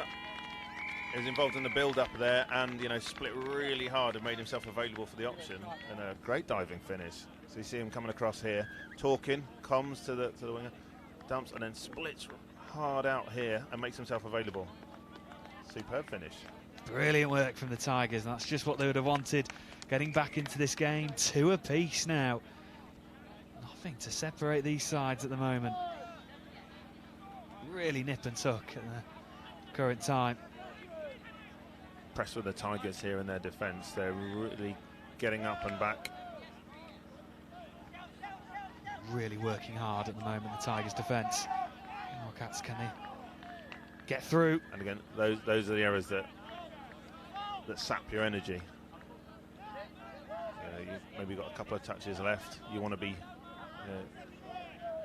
using those and not giving the ball away on 2 or 3. You know, really make that defence work. Oh, nearly a breakaway then for a moment. Interception, and how crucial that could be on the halfway line. 2 players there, just a cheeky steal. You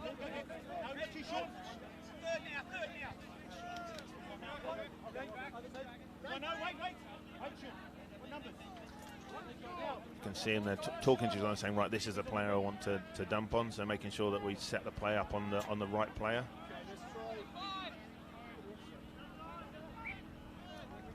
Slowing things down a tad, just keeping their composure at the moment, the Wildcats. Spencer now, going for the line, lays it off, tries to get it back to him. Trying to get the ball away there.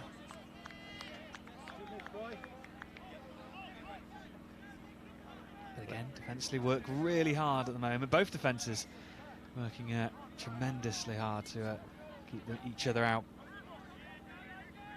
A solid drive up to halfway on 3. So they've got touches to spare here. Good injection of pace again there. I want to keep the momentum now because they've done the hard work getting up there.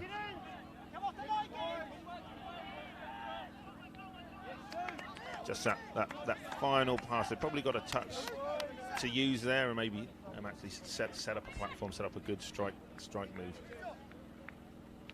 But again, if you're going to lose it, they've lost it this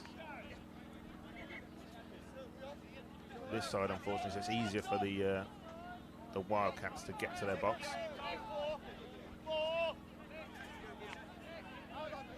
Wildcats Really good drive through the middle and forcing his team up the field. This is good pace in the attack. Can they finish it off? That's so unfortunate. It's really good pace they're injecting into the drive here. Lovely flow to that attack, and unfortunate. Yeah. Really unfortunate. So they're near to their box. The players are really working hard off, and it's allowing those players to come on going forwards rather than having to kind of come back and loop around the attacking players. So real momentum, but still amazing energy to come on and put that amount of pace onto the ball this stage of the weekend. Well, we're just approaching the final 10 minutes then for both these sides. One final push, 2 apiece. Who wants to claim it? Dive for the line. Sixth touch. He's just wondering, did that player get both feet behind the line? It's sometimes hard to actually spot yourself whether you've got those 2 feet behind you, listening to the ref calling you on. A good check off there, so one player up a little bit on his own. Momentum slows there where you jump slightly away from the half, then there's not a quick roll ball because you can't get the ball straight up off the ground, so it can slow play down. Just having a look, seeing if you can guess somebody on the outside.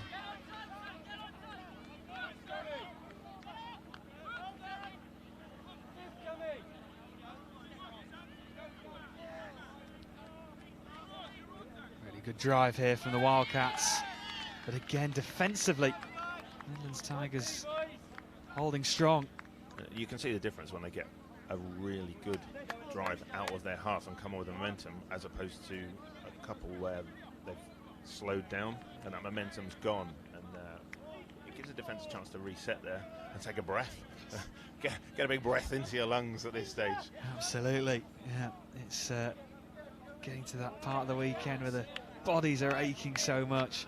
Possibly over the mark there, yeah, unfortunately. So that's again those basics of making sure you initiate the touch on the defender to control that ruck.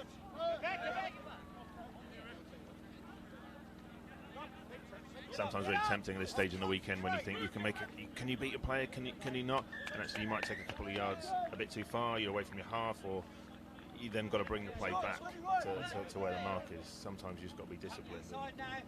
Just put the ball down. Let someone else do that. You've done your job. Yeah, make someone else do the hard yards. And Wildcats, well, trying to put the pressure on Tigers' defence. Short line coming here. Farland. I think the referee might have already called them for not dropping. Also for not making the line as an offside. Don't think they're dropping earlier. I think he's called them offside there for not making the line. So they're going to run maybe the same play again. Nope. It's just patience here now. They're down this end of the field already, so you can be patient and let's try and get a strike move. Quick layoff. McFarlane has the line in his sights, laying off inside. Touch comes in. Defenders reacted really well there to see him because they're trying to throw a trail ball. So someone's attacking the open side, running really hard, and then trying to look just check it back inside to someone running on his inside. See if they do exactly the same. No, they're going to run the short hard this time. Oh, it looks like he's got it. I think if he did touch him, he didn't quite make the line first, so it's a great score. Ray McFarlane has his second. It's all in the hips, as they say. Here it is, little step. Get those hips out of the way, lovely. Brilliant. Really, I don't know if the 45s are doing a lot of salsa classes, but if they are, it's certainly paying off. Yeah, he certainly danced his way through that on Ray McFarlane. And they have the slight lead, and how crucial that could be. And last time they took the lead, the Tigers bit back. And looking to try and get back to all square. Let's see if they can do just that. Maybe some space opening up. Let's check back in.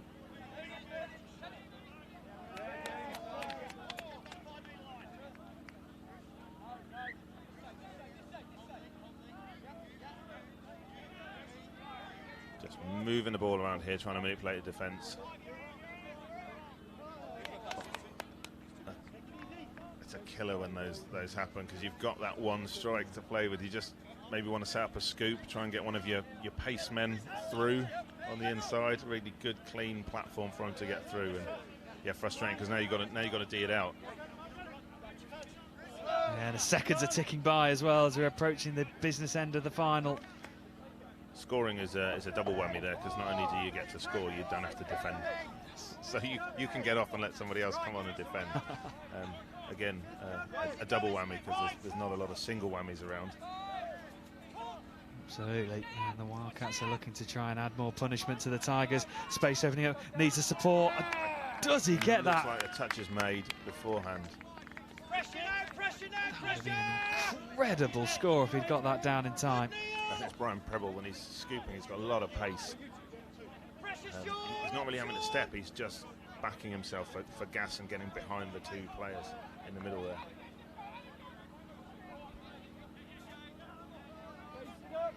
The Tigers get some fresh faces on, and almost like the new cavalry just coming forward over the 10-metre mark. They come, and again, seen it twice in the last couple of minutes now. Yeah, I mean, they've got the pace there to drive really hard. There's just a bit of composure on the ball. They'll be frustrated with that, but you have to kind of just let that go and reset and go again.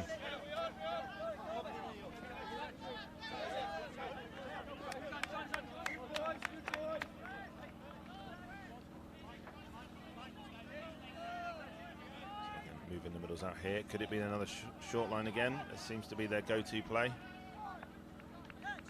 Hit the wrapper and then feed it out. A lovely work score. Did that winger get into shut though?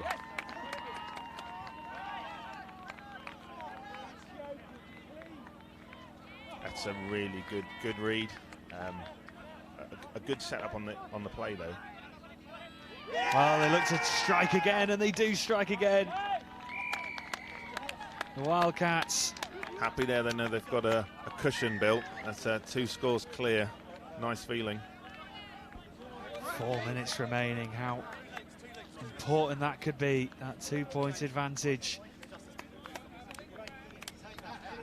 You can see sometimes when you get a little bit tired, that defence isn't as compressed as it perhaps could be at times. James Barnett there for the Wildcats, adding that 4th. I think that's an important step in. You can see that one of his players has fallen and gone, do you know, I just need to make a decision here to come in and shut the play down because they're a man down. So the Midlands Tigers still have time to get themselves back into this final.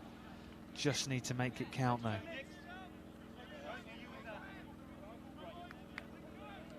Get the touch.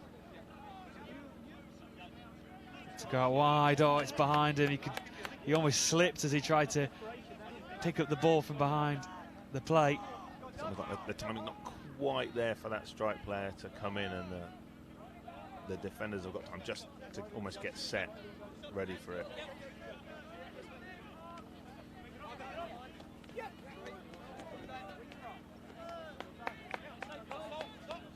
So the Wildcats now, they know probably another score would maybe seal the victory. Yeah, I think you can almost guarantee that if they're through and score one more, that should be game. Then, you know, you're 2 up there, you don't mind scooping through and not scoring. It's running the clock down a little bit there.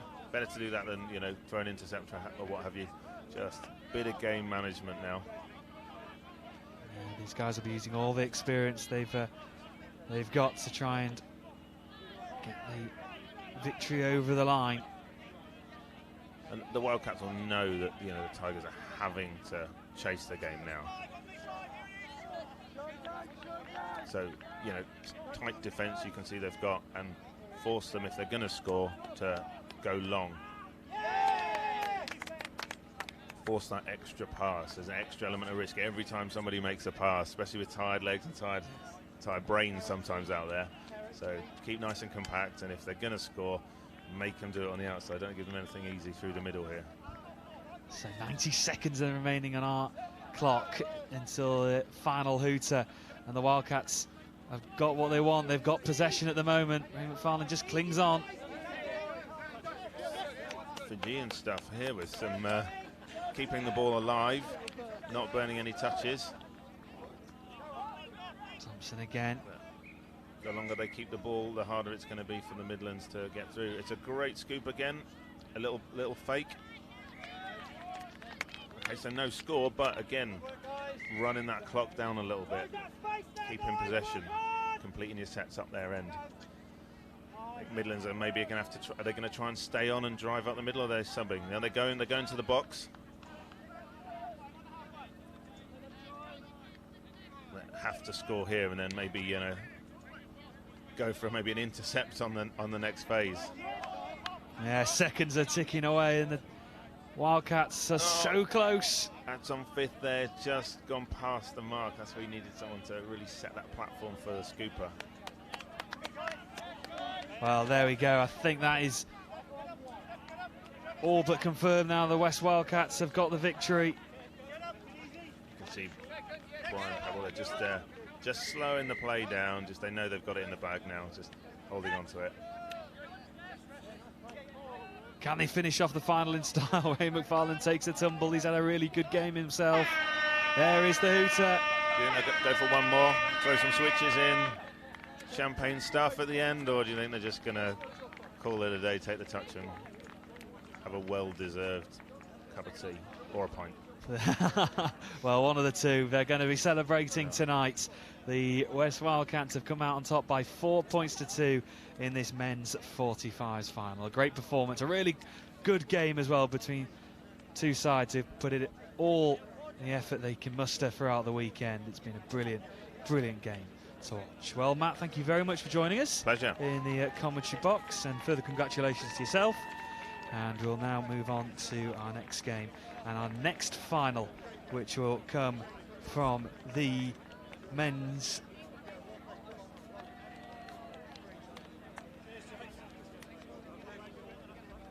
men's 30s final, I should say. Tigers versus the Sharks. That'll be coming up next in a couple of minutes' time.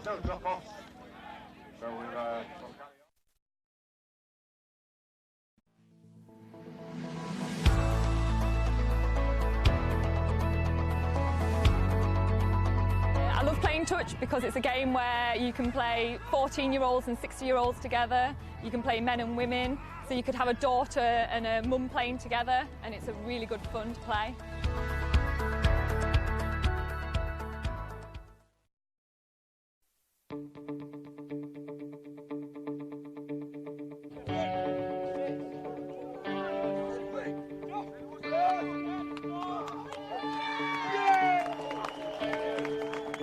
The boys are playing incredibly well. They're better than I've ever seen them play. We haven't used the full extent of our playbook, predominantly due to the weather conditions, but it's a slight shame. But they're doing their basics incredibly well, getting us down the park and getting us into a scoring situation almost every driving set. The thing for me is really the team cohesion. That winning these games, winning gold was never the goal for these boys. My goal was for them was to get as many of the age-appropriate lads into the men's open training squad for 2020, and it's just fantastic to watch some of them really click, really start to play to their full potential. And I'm going to work very hard with the men's open coaches to make sure the boys that are of an appropriate age get a shot at the open table.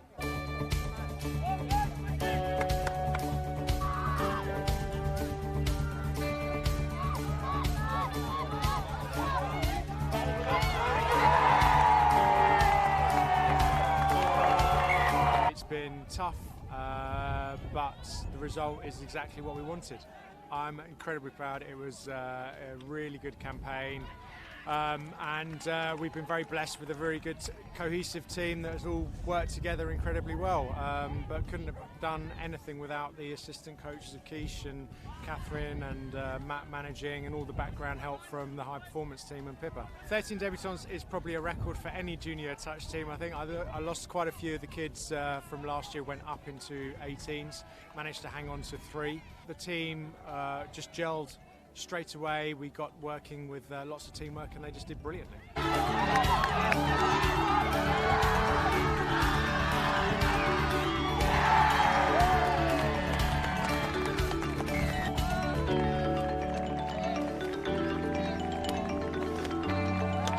Bronze first year, and then we've had silver last year, and then we've done it. We've finally got the gold. So I could not be more proud of such an amazing group and so much youth and talent in that team. We've got 3 14-year-olds winning mixed 18s. It's incredible. Like, the future for England Touch is, yeah, it starts here and it's looking really, really bright.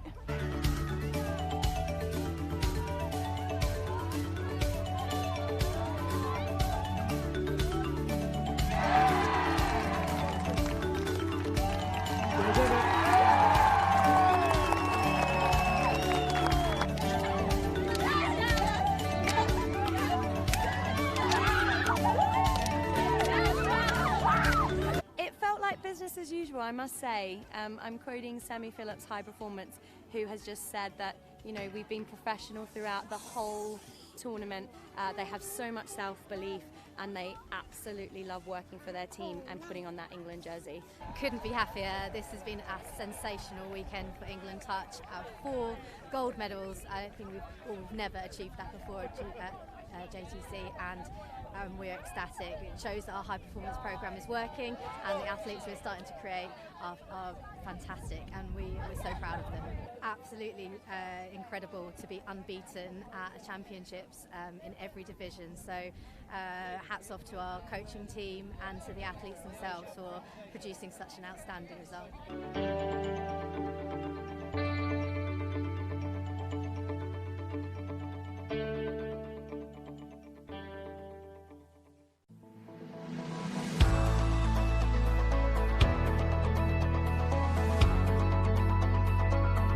I got into touch because my eldest son, Clark Hobson, he was really into it, raved about it, and he achieved England standard and thought, well, I could maybe do that.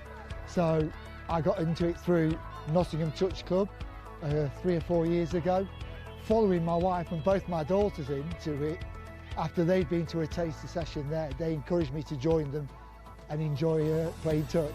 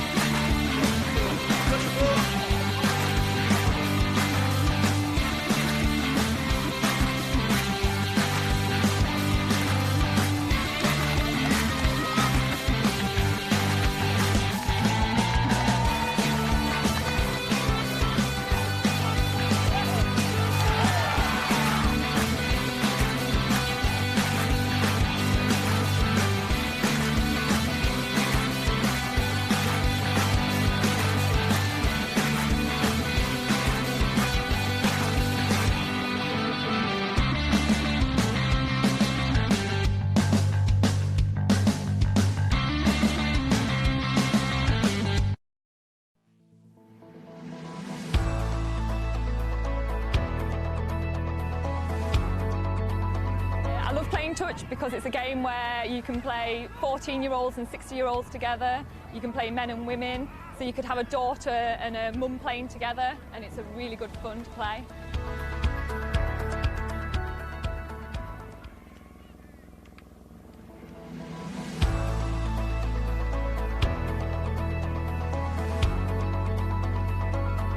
I got into touch because my eldest son, Clark Hobson, he was really into it, raved about it, and he achieved England standard and thought, well, I could maybe do that. So I got into it through Nottingham Touch Club 3 or 4 years ago, following my wife and both my daughters into it. After they'd been to a taster session there, they encouraged me to join them and enjoy playing touch.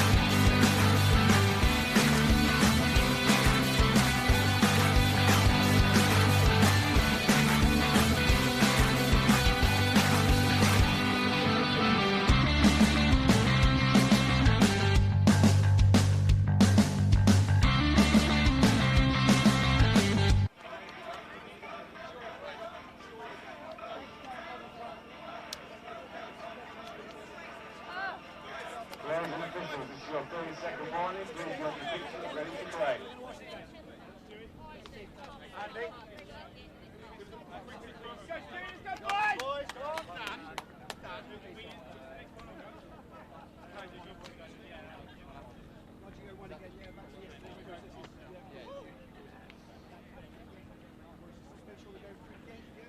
Players and officials, stand by.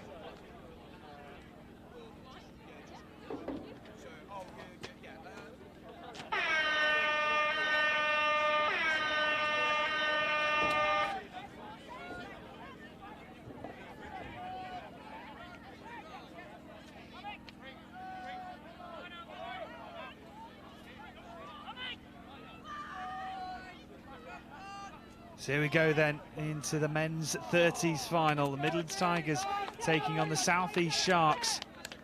And we've had two absolutely cracking finals, and I'm sure this one is going to be very much the same. And I'd like to say join with me for this final, myself, Bradley Hope, and I have Steve Cleary for this one. And I know obviously you'll be looking to try and back the Tigers all the way, Steve, but it's going to be a really intriguing game between these two sides. Yeah, these two are the form teams, and they've definitely got the quality in this age bracket, so it'll be interesting to see how they go. And that's a good start for the South East. They're getting a repeat set on the line on their first attack. It was a good drive. Now they've got 6 to try and do something. Let's see if the Sharks can get off to the perfect start in this final. Ball flinged out, but it's dropped short. And that is, that's a waste of 6 more on the line. Oh! Big errors right at the start from both teams. So a minute gone, both sides. They're going to have 6 more here, the Sharks.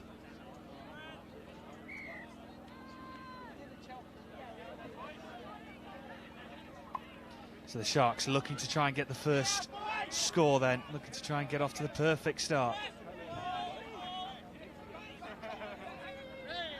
Just that final pass. And they picked up. He didn't really need to knock that down. I think they had the man up. They could have just taken that touch. It didn't really matter. Either that bloke's 8 foot tall or everyone else is much shorter. Gets down low though, doesn't he, quickly? Good touch.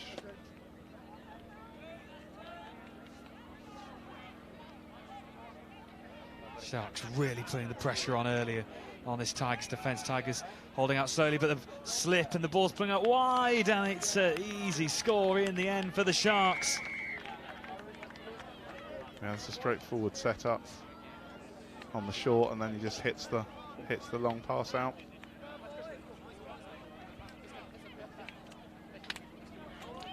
I don't know what the defender was doing on the line there, but yeah. So the Sharks right first in this final. First points on the board then. And the Sharks looking to try and defend for the first time. They've really had to defend in this final so far.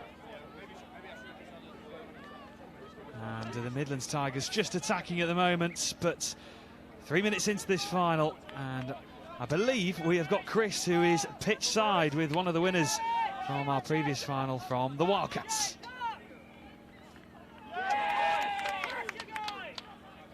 Wildcats, obviously you got a medal around your neck, so you're happy, but you know, let's have a look at the performance first off.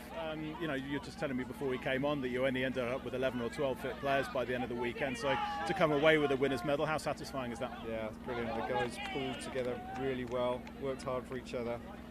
Series of injuries.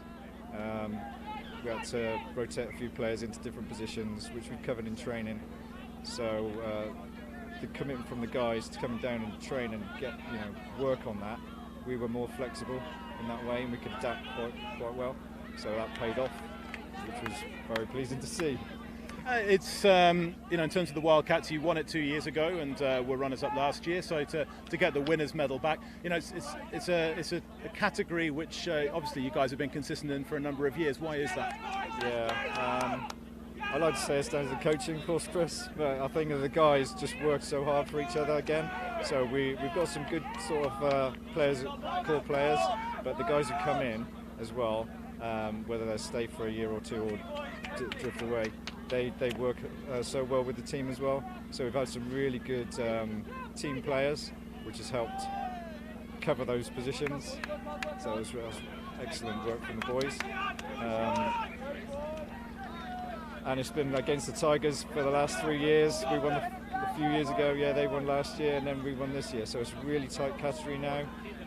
4 of the 5 teams are really strong, and it was really even. Most of the games we sort of 0-0, 1-0, really close in the first half, and then our boys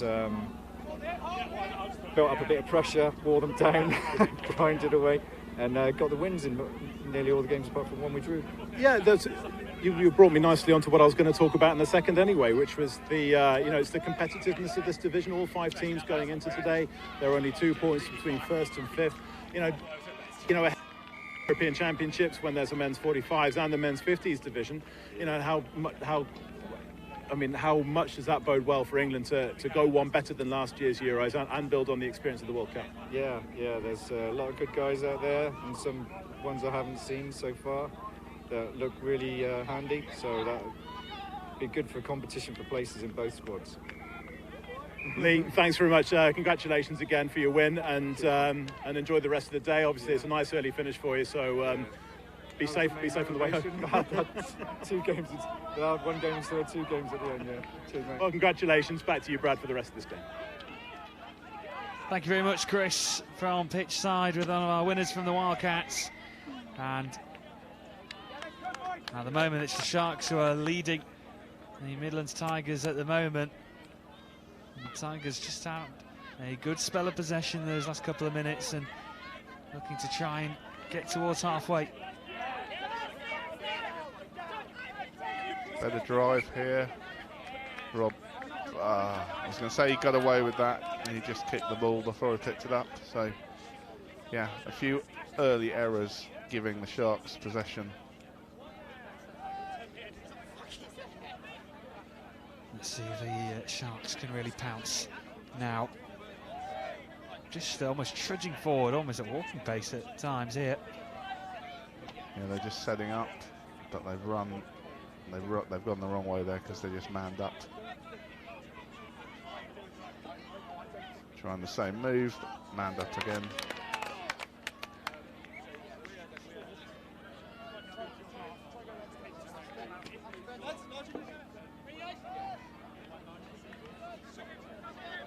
It's really good pressure from, there you go, exactly as I said it, really good pressure from the southeast.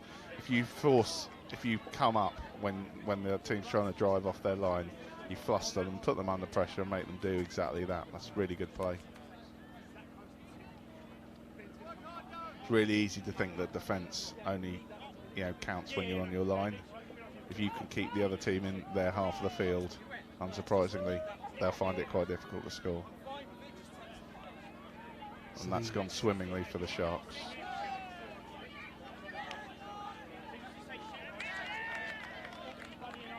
Well, the Sharks, they've been hungry to get this second score, and they have just done that as well. Yeah, he finished that off well. And it's been a terrific opening 8 minutes for the Sharks. They've withstood the pressure from the Tigers, and they've got themselves in a 2-0 lead. And these finals have been really close to call. And now we set up for another really, really tight final. Yeah, this will be really interesting because Tigers haven't been down by many points in the games I've seen, so can they have a response? Really quick hands, and nearly an interception as well at the same time. They got 6 more. Will they rotate and bring the more attacking pod on?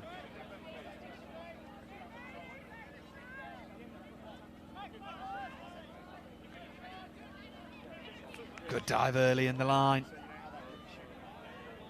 Equally really good touch as well to stop the score from happening.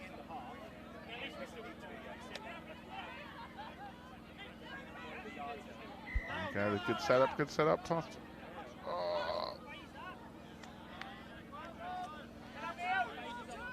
You can see what they were trying to do, just the execution there. I think, if anything, they were slightly too close to the line. If you're too close to the line, it's very easy for the defenders to get back on side.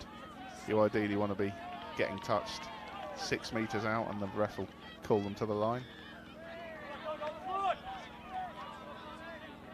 Really good burst of pace, penetrating through that Tigers defence. Sharks really flying forward at the moment, coming forward in numbers. Really good work here from the Sharks. Can they finish it off in style? Flung out to the left. That's a brilliantly well-worked score for the Sharks, and they're 3 up inside 10 minutes. And that all just came from that driving play. It's all just driving. You look how many people are offside there. And then this is just execution, hands.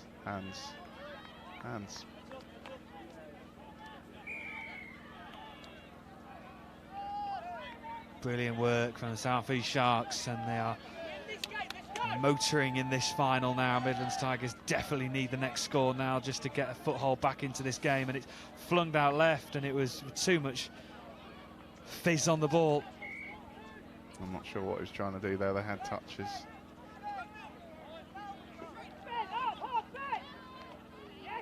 That's a good touch, stopping the drive there.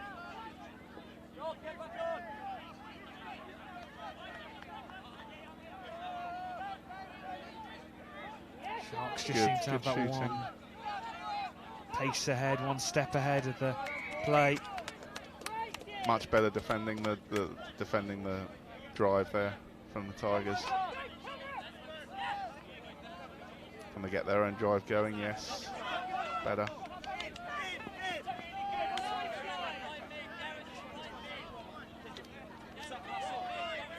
There's Powell now laying it off, and he's going to try and get his team forward. Yeah, these are the danger men. Can he find the pass? Oh. Just ran out of space in the end. He tried so hard, the Tigers, to work an angle to get the score they desperately need. I need to claw one back here.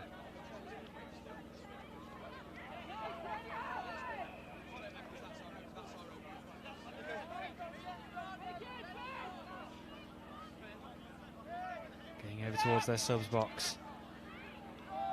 Again, good D on the drive. Oh. Brilliant grab, and he used that grab to really push his team forward. Brilliant driving, but being brought back. They're getting a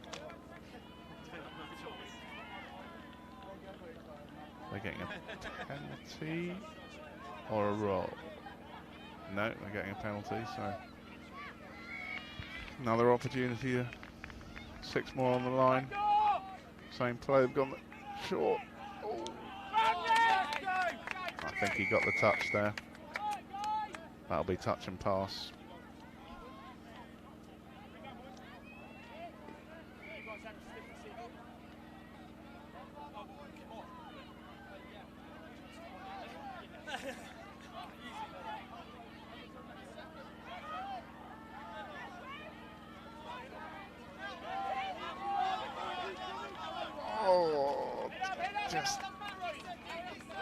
Yeah, the drive, if you don't set the drive up, you have 4 people coming on there snatching at the ball.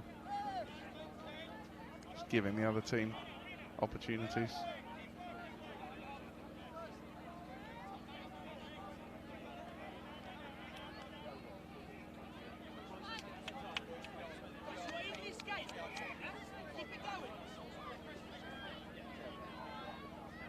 Keep driving and driving. The South East Sharks coming forward every time. Good pick up. Oh. I think he got the touch. That is a long way down for him to bend over, pick the ball up. So he is. He gets down really well though. And here he is again. Nice little layoff. Gets it back. Space opening again. That is brilliant play from the South East Sharks.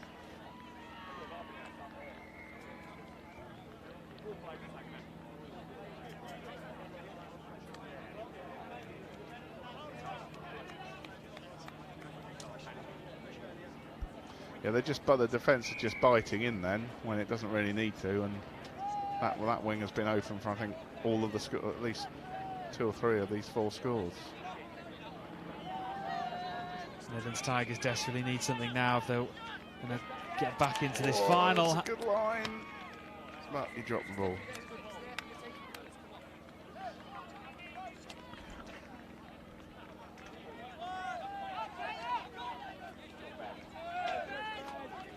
Sharks really driving forward and itching to add more. Over the 10-metre mark they come. They're driving again, flings the ball out to the right-hand side. Good movement to get around his man. It's not a bad drive, finishing on the opponent's line. There's a lot of sides. Someone's got to go forward for the Tigers. A lot of sideways. Oh, good shooting. Oh. Really putting pressure on the drive. Tigers still in possession. And he's coming on now. They're going to run out of touches here. This is going to be a very adventurous scoop.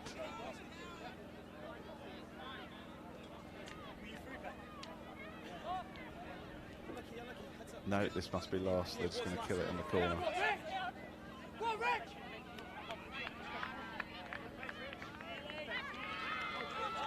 And they get the touch, so turnover now for the South East Sharks, deep inside their own half.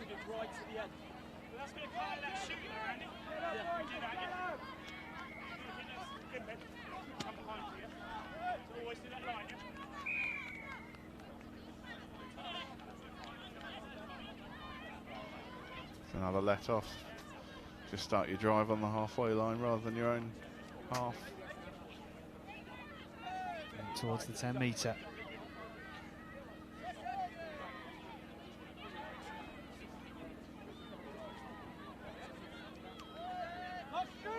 Good place, good step.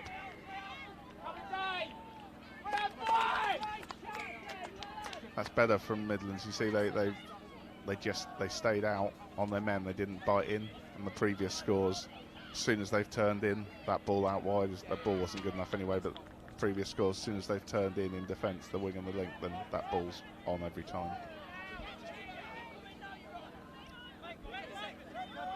Midlands Tigers still putting the pressure on, trying to get towards the halfway.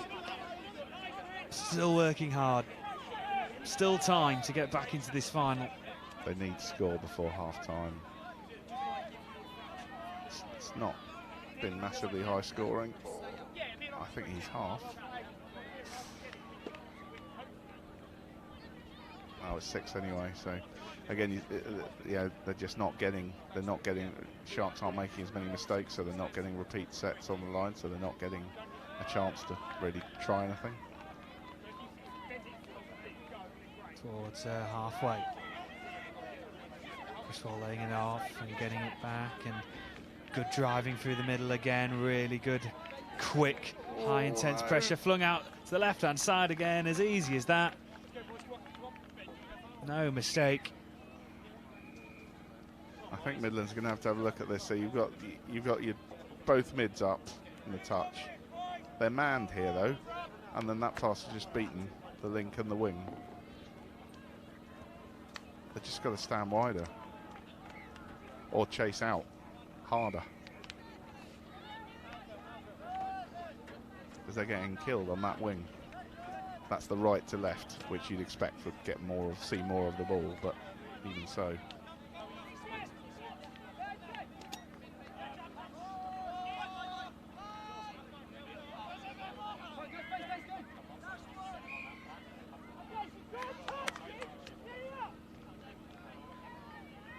Okay, they're getting a penalty for the hard touch there.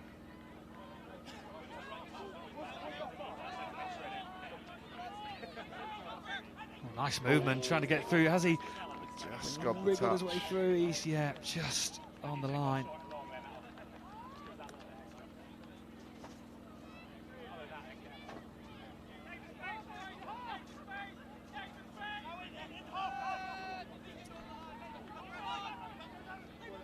Good pace to this pass. Oh, really good covering defence, really working it well, and it's just the final pass that lets them down in the end. It's unlucky, but if you compare the scores, South East when they're scoring, their wingers just catching the ball and putting it down. There they hadn't created the overlap, they hadn't created the space for the winger. And they're just flowing into this drive. And they're going to have... No, that's a poor roll ball, so Midlands get it back. Good opportunity. They've got to get something before half-time.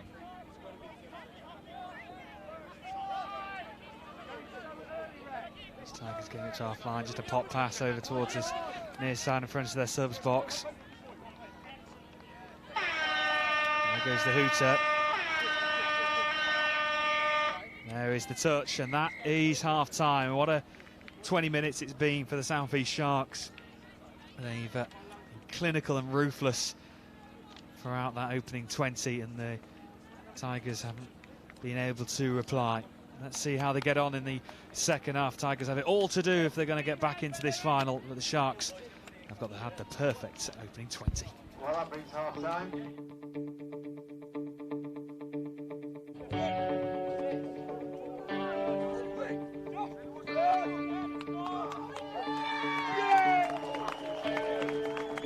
The boys are playing incredibly well. They're better than I've ever seen them play. We haven't used the full extent of our playbook, predominantly due to the weather conditions, but it's a slight shame. But they're doing their basics incredibly well, getting us down the park and getting us into a scoring situation almost every driving step. The thing for me is really the team cohesion. That winning these games, winning gold was never the goal for these boys. My goal for them was to get as many of the age-appropriate lads into the men's open training squad for 2020. And it's just fantastic to watch some of them really click, really start to play to their full potential. And I'm going to work very hard with the men's open coaches to make sure the boys that are of an appropriate age get a shot at the opens level.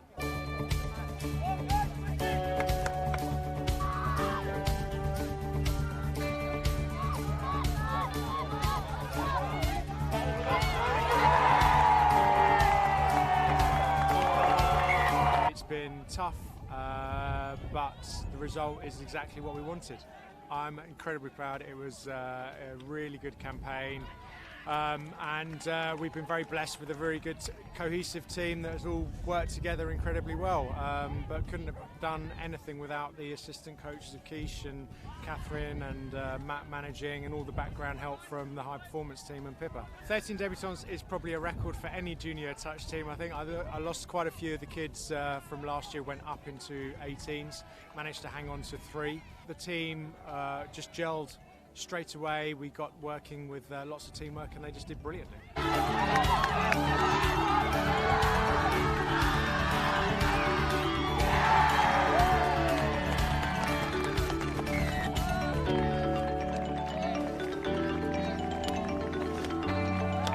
Bronze first year, and then we've had silver last year, and then we've done it. We've finally got the gold, so I could not be more proud of such an amazing group and so much youth and talent in that team.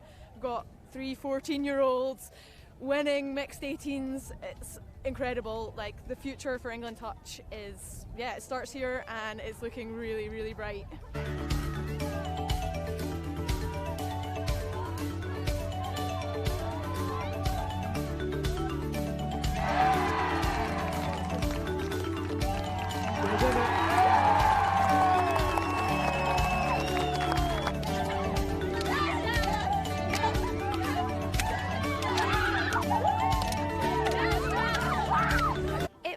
Business as usual, I must say. I'm quoting Sammy Phillips, High Performance, who has just said that, we've been professional throughout the whole tournament.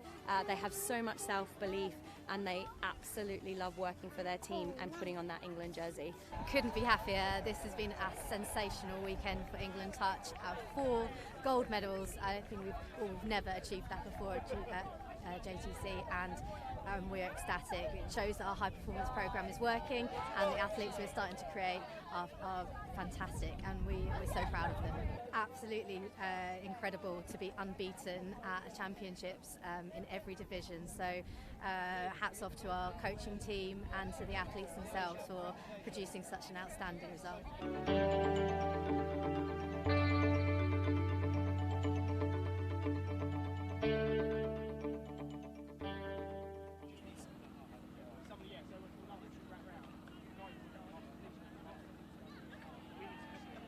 as we get ready for the second half.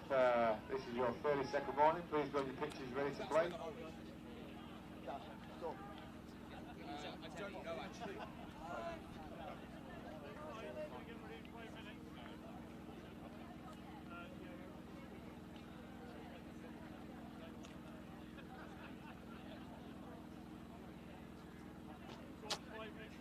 Players and officials, stand by.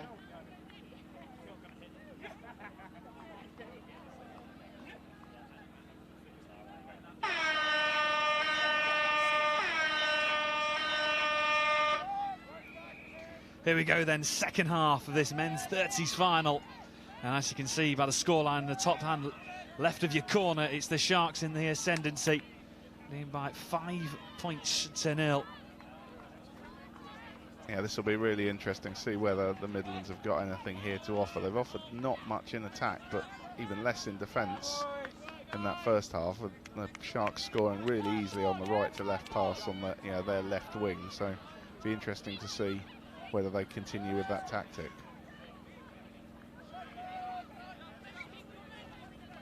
There we go, frustration already for the Midlands Tigers inside the first minute of the second half, and the Sharks will be absolutely delighted if they can get any more mistakes out of the Tigers.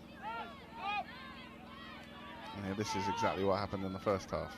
An immediate repeat. Oh, he's got it! He's gone. No one's catching him.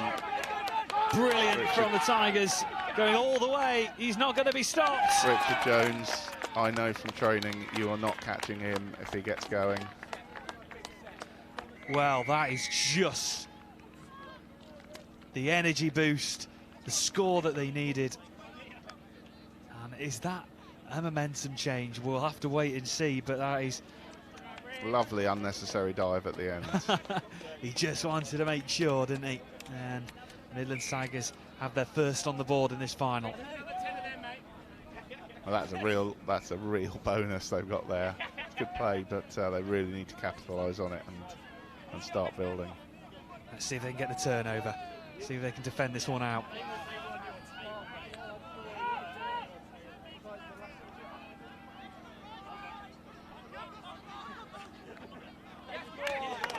Well, they've got the turnover. No, they haven't. Oh, they haven't, no. I think they're calling offside on him there.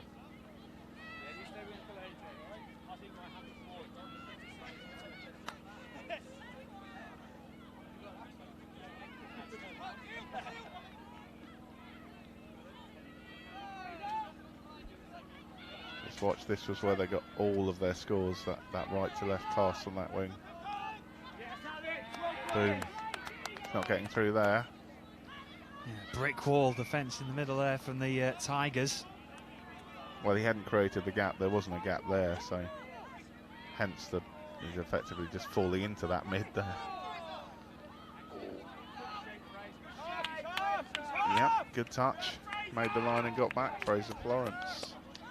Well, for the Tigers, just take a breath, compose yourselves, and now drive yourself up the field. Ooh, okay, they got away with that. That was lucky.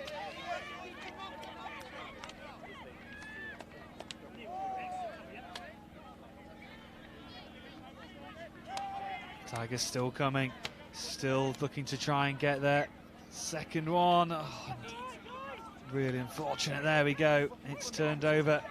Really important you know the touch count, because you need to set something up on fifth. That's not bad though. You're finishing on their line or close enough to their line.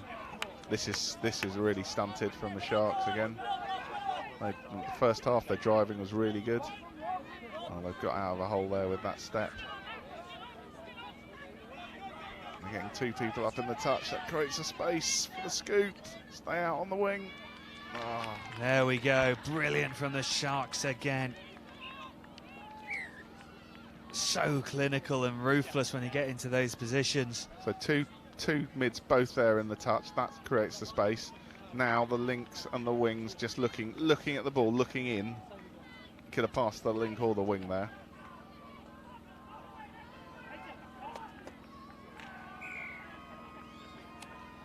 Well, South East Sharks have got their first of the second half. They have fought back into that 5-point lead now. After a good start to this second 20 minutes for the Tigers, they've got to do it all over again, even though they've got so much work to do.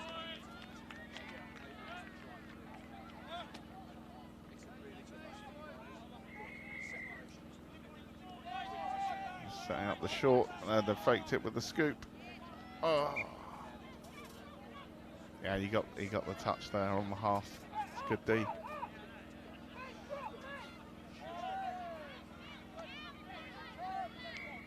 And they're just driving in the middle of the field rather than just hitting out to their box every time. Just gives them space. Well, it looks like this pod's staying on anyway.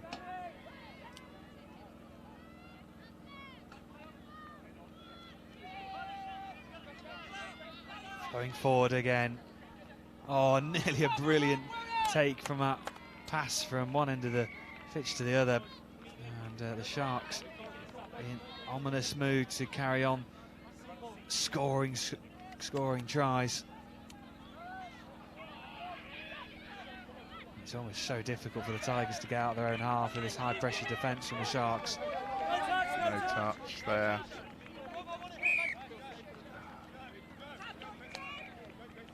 It's just got to initiate the touch yourself if you're the man taking the ball in. Oh, he might get an Oscar for that.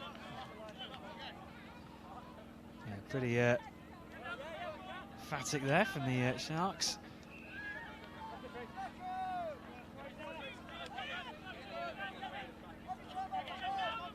They've slowed down a lot and not really close enough to the line to do that.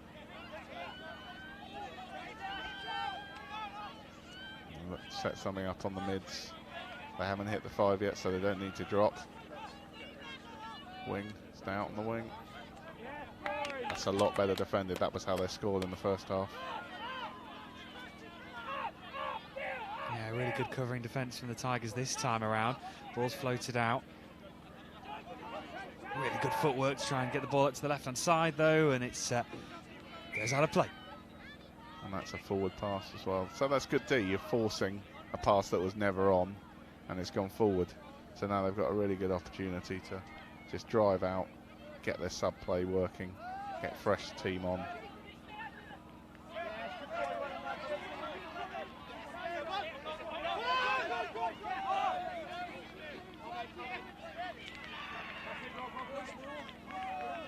Tigers still working hard, still wanted to get up to the scoring zone. They're being pegged back by the Sharks team.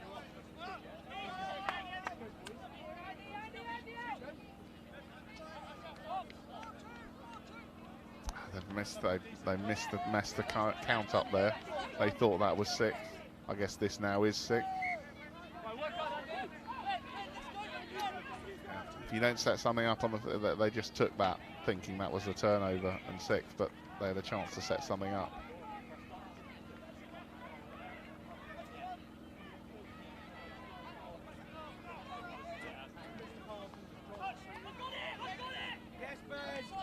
Just outside him, it's just outside him.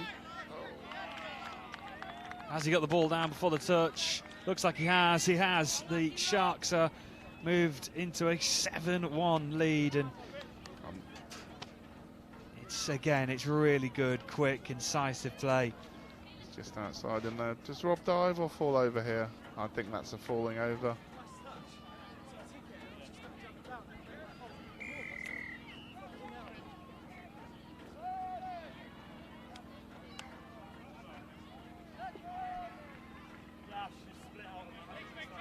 Tigers still putting on the pressure. There's Powell. Good setup. Good setup. Oh.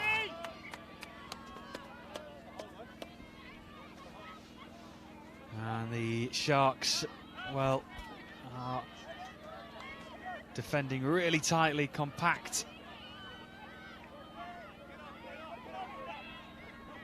And attacking in numbers as well. Look at the flow and the momentum for this drive. No half though, that'll kill the momentum.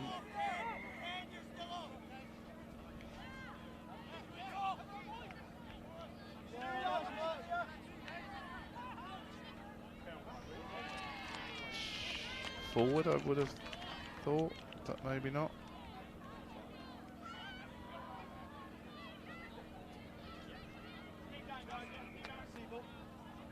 Yeah.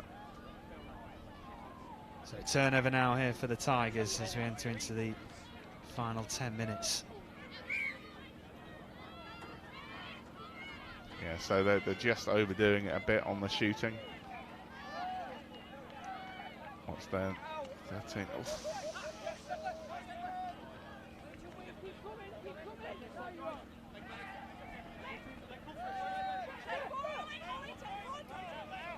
Keep on driving forward though, the Tigers. Can they get another point on the board? Just give themselves something to latch on to, a building block to go forward. Interception from George Miller, all 8'7" of him. I'm pretty sure that was a hard touch, yeah. Two hands pushing and the player falls over. You're not really going to get away with that. Yeah, referee's pulling that back straight away. And the Sharks have just had a good chance to get new pod on, move forward.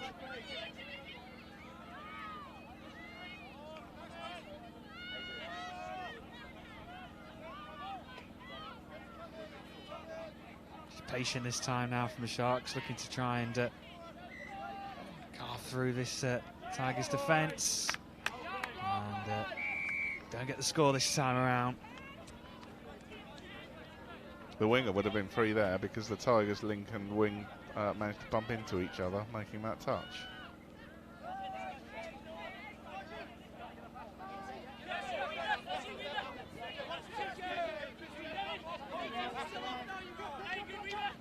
Over halfway.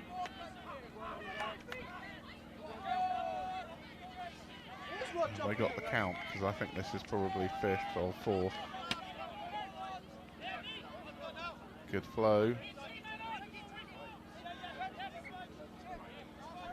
again, just running out of touches as they're getting towards the 5 metres. Do you think they're just not, are they not thinking about the touches? Are they almost just wanting so much to get to the line and obviously get a point, and it's just that lack of concentration maybe?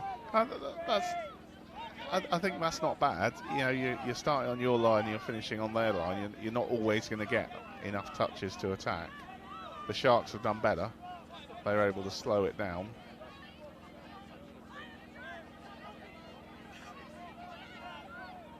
And have a go. And they're going to get called for an offside. So, yeah, just having that extra touch on the line there. You see, they've now changed that. That whole pod will go off. Bring on a whole new attacking set.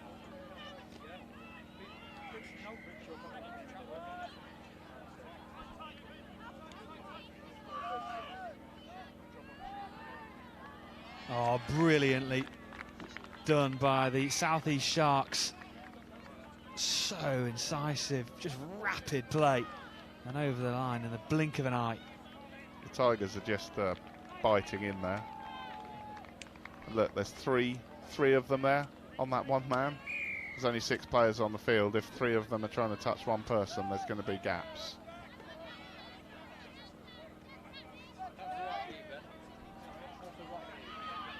So the Sharks have this final sewn up, and the Tigers just playing for pride at the moment, looking to try and get as many points as they can on the board.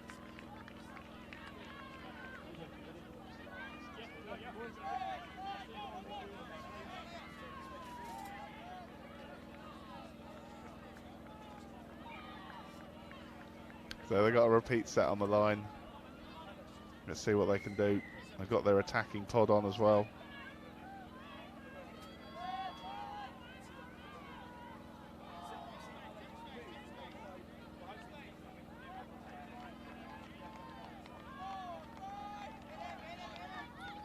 Flinged out to the left, it's over his head, just can't hang on.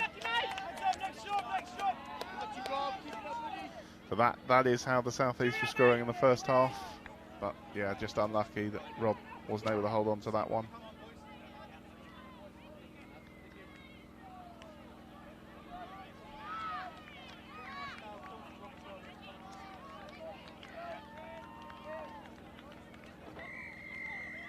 towards the halfway mark. So Chris Wall.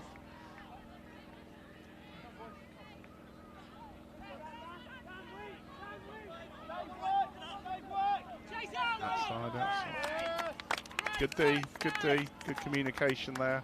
Link and the wing, making sure that the wing didn't need to come in, make that touch so he could stay out on his man. As soon as he comes in, they just pass and score. 5 minutes remaining of this final. And the Tigers still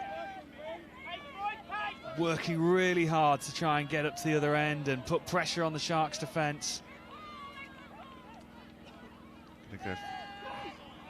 Go for a scoop there, but he's given him a hell of a lot to do.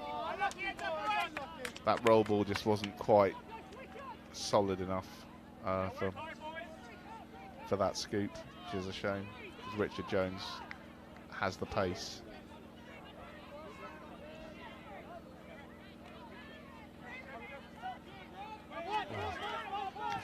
Slightly overcommitted there on that touch. But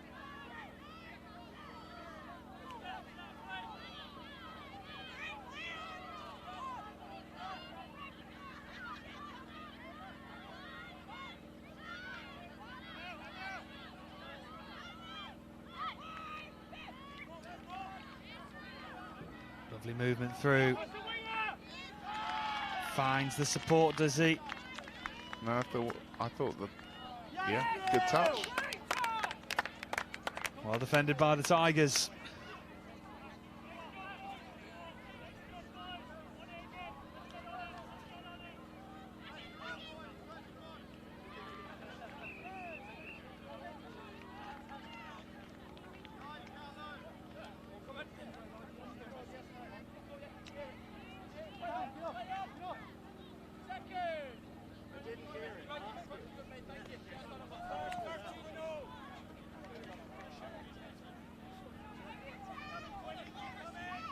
Driving forward still, Midlands Tigers hunting down this second point. Good turn away.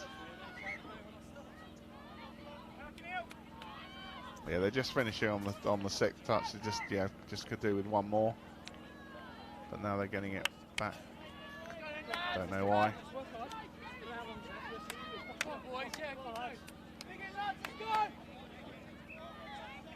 Just needing the options, just having to slow it down a tad.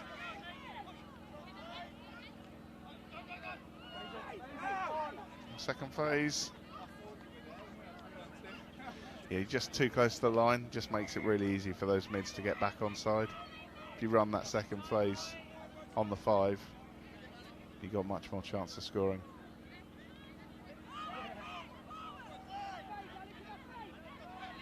Short. Just got the touch there. Brilliant covering defenceman, the South East Sharks. They're working hard, even though they have the victory in the bag. Still trying to keep the score down for the Tigers as low as possible.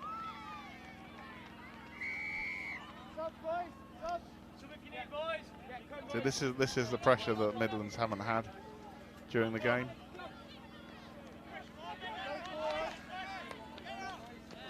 Well, with just over 90 seconds remaining, Midlands Tigers trying to finish off the final with a second score. It hasn't been their game. The Sharks have just been too good for them in this one. Yeah, they'll be disappointed that they haven't scored. Well, they haven't scored effectively on a play. They've just had one interception. They'll not be happy with that. Still working hard. The Midland Tigers really put the pressure on in the final couple of minutes. Oh, that was a nasty one. I think they scored, but that doesn't look good. It's a really nasty one.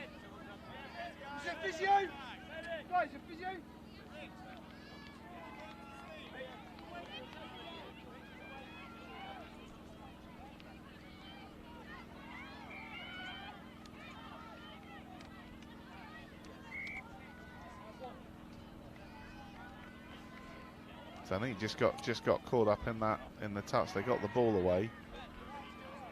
Here. Oh, that's just right in the jaws.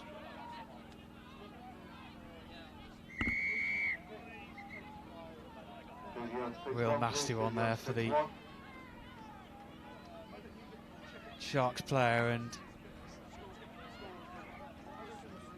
not the way this final would have liked to have ended.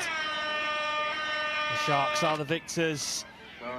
They've won it by 8 points to 1. And we hope he's okay and gets back to his feet and continue for the rest of the day. But what a victory that is for the South East Sharks. A clinical display over the Midlands Tigers. They had no answer to the constant pressure from the Sharks. Yeah, we didn't really see a solid orchestrated attack until that last one from Midlands, and yeah, that's 39 minutes too late, really. Yeah, the Midlands Tigers just came up an opponent too strong, and the South East Sharks have claimed victory in the men's 30s final. What a fantastic performance from the Sharks, and we wish the Sharks player who was just down there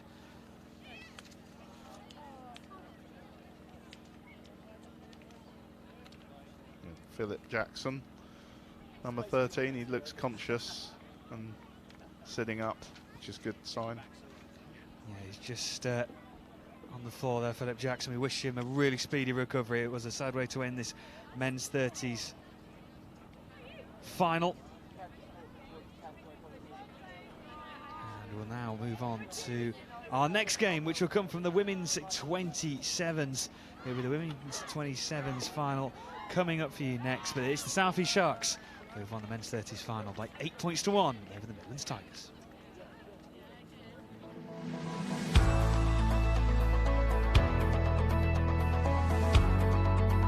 I love playing touch because it's a game where you can play 14-year-olds and 60-year-olds together. You can play men and women, so you could have a daughter and a mum playing together, and it's a really good fun to play.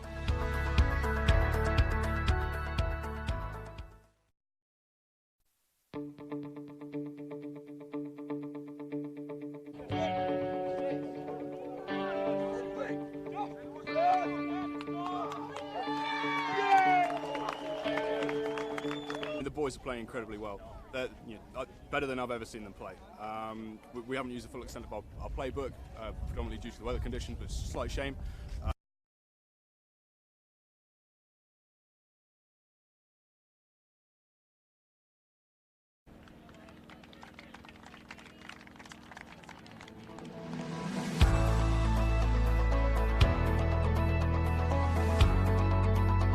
I love playing touch because it's a game where you can play 14-year-olds and 60-year-olds together. You can play men and women, so you could have a daughter and a mum playing together, and it's a really good fun to play.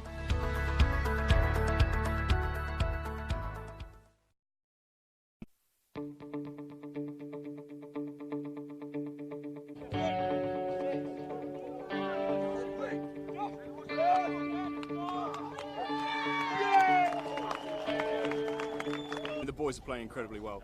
They're better than I've ever seen them play. We haven't used the full extent of our playbook, predominantly due to the weather conditions, but it's a slight shame. But they're doing their basics incredibly well, getting us down the park and getting us into a scoring situation almost every driving step. The thing for me is really the team cohesion. That winning these games, winning gold was never the goal for these boys. My goal for them was to get as many of the age-appropriate lads into the men's open training squad for 2020. And it's just fantastic to watch some of them really click, really start to play to their full potential. And I'm going to work very hard with the men's open coaches to make sure the boys that are of an appropriate age get a shot at the open table.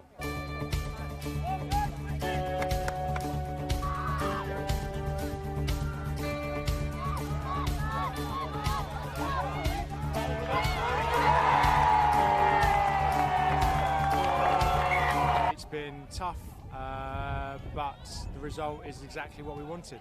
I'm incredibly proud. It was a really good campaign. We've been very blessed with a very good cohesive team that has all worked together incredibly well, but couldn't have done anything without the assistant coaches of Keish and Catherine and Matt managing, and all the background help from the high performance team and Pippa. 13 debutants is probably a record for any junior touch team. I think I lost quite a few of the kids from last year, went up into 18s, managed to hang on to 3. The team just gelled straight away. We got working with lots of teamwork, and they just did brilliantly.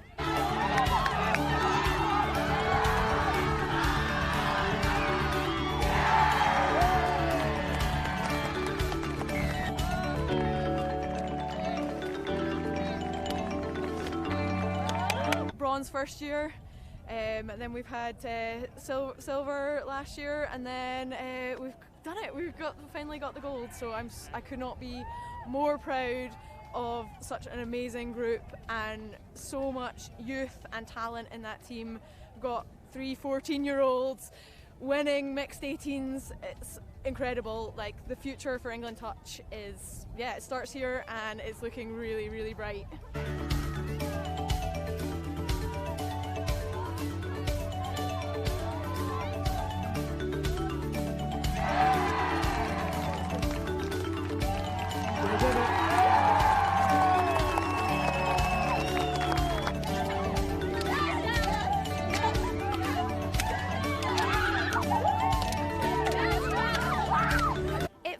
Business as usual, I must say. I'm quoting Sammy Phillips, High Performance, who has just said that, we've been professional throughout the whole tournament.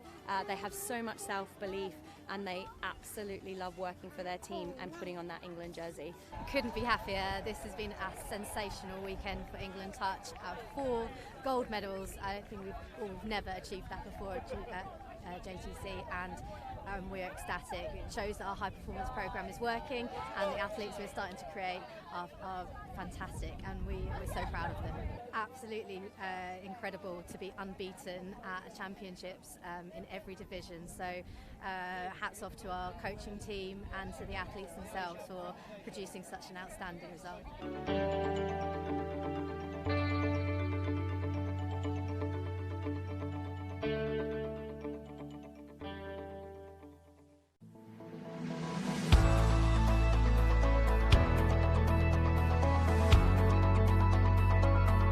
I got into touch because my eldest son, Clark Hobson, he was really into it, raved about it, and he achieved England standard. I thought, well, I could maybe do that. So I got into it through Nottingham Touch Club 3 or 4 years ago. Following my wife and both my daughters into it, after they'd been to a taster session there, they encouraged me to join them and enjoy playing touch.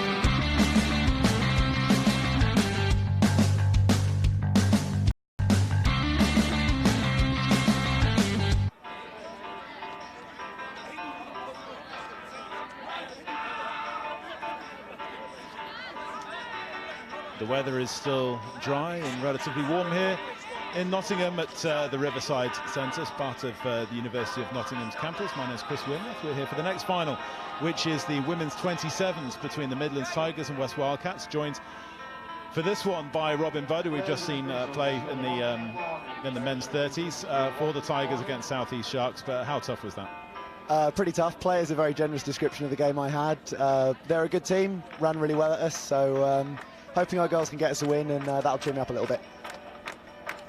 It's the Midlands and the Wildcats have, had the majority of the finals over the past couple of hours, and I think there's another one coming up as well, obviously after this one.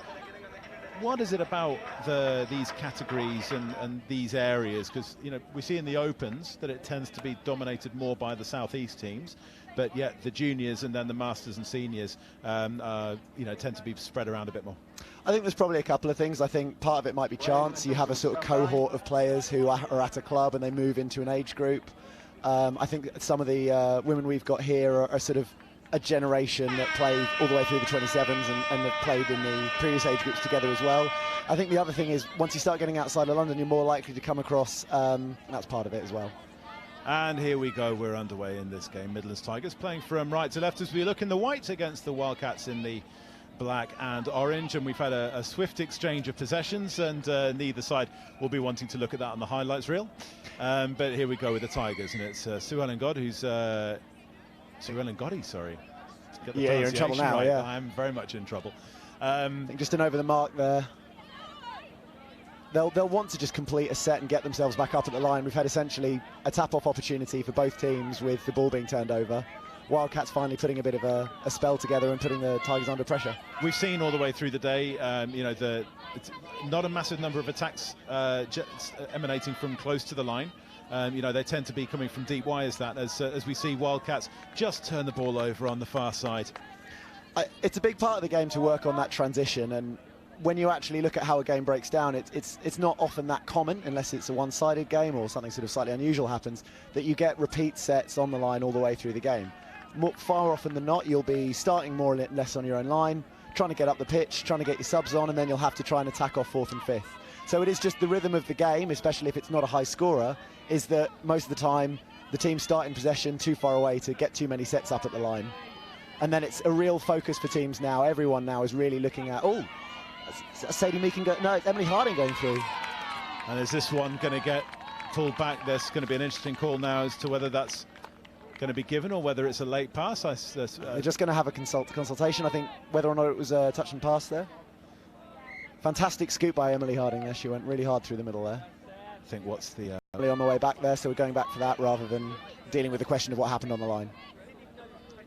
So, and here come the Tigers. They've had one ruled out, but they've still got the fresh set of six close to the Wildcats line, but good defence from the Wildcats getting in the Tigers' faces, but plenty of calmness as well. There's plenty of experience in this Tigers lineup with Kat Jones, the women's 27s captain, Sadie Meakin, who you mentioned, who isn't on the field. She's played Women's Open. Sue Ellen Gotti, she's part of the women's 27s that won bronze at the World Cup and hit her 50th appearance for England in that, as Kat Jones goes towards the line, but the ball hits the deck there. You were talking before about, players, getting more experience at the clubs that are outside. We're speaking about people from Cambridge and the Nottingham clubs there. So coming back from World Cup, and you were there coaching the women's 35s out in Malaysia as well. In terms of the impact that then has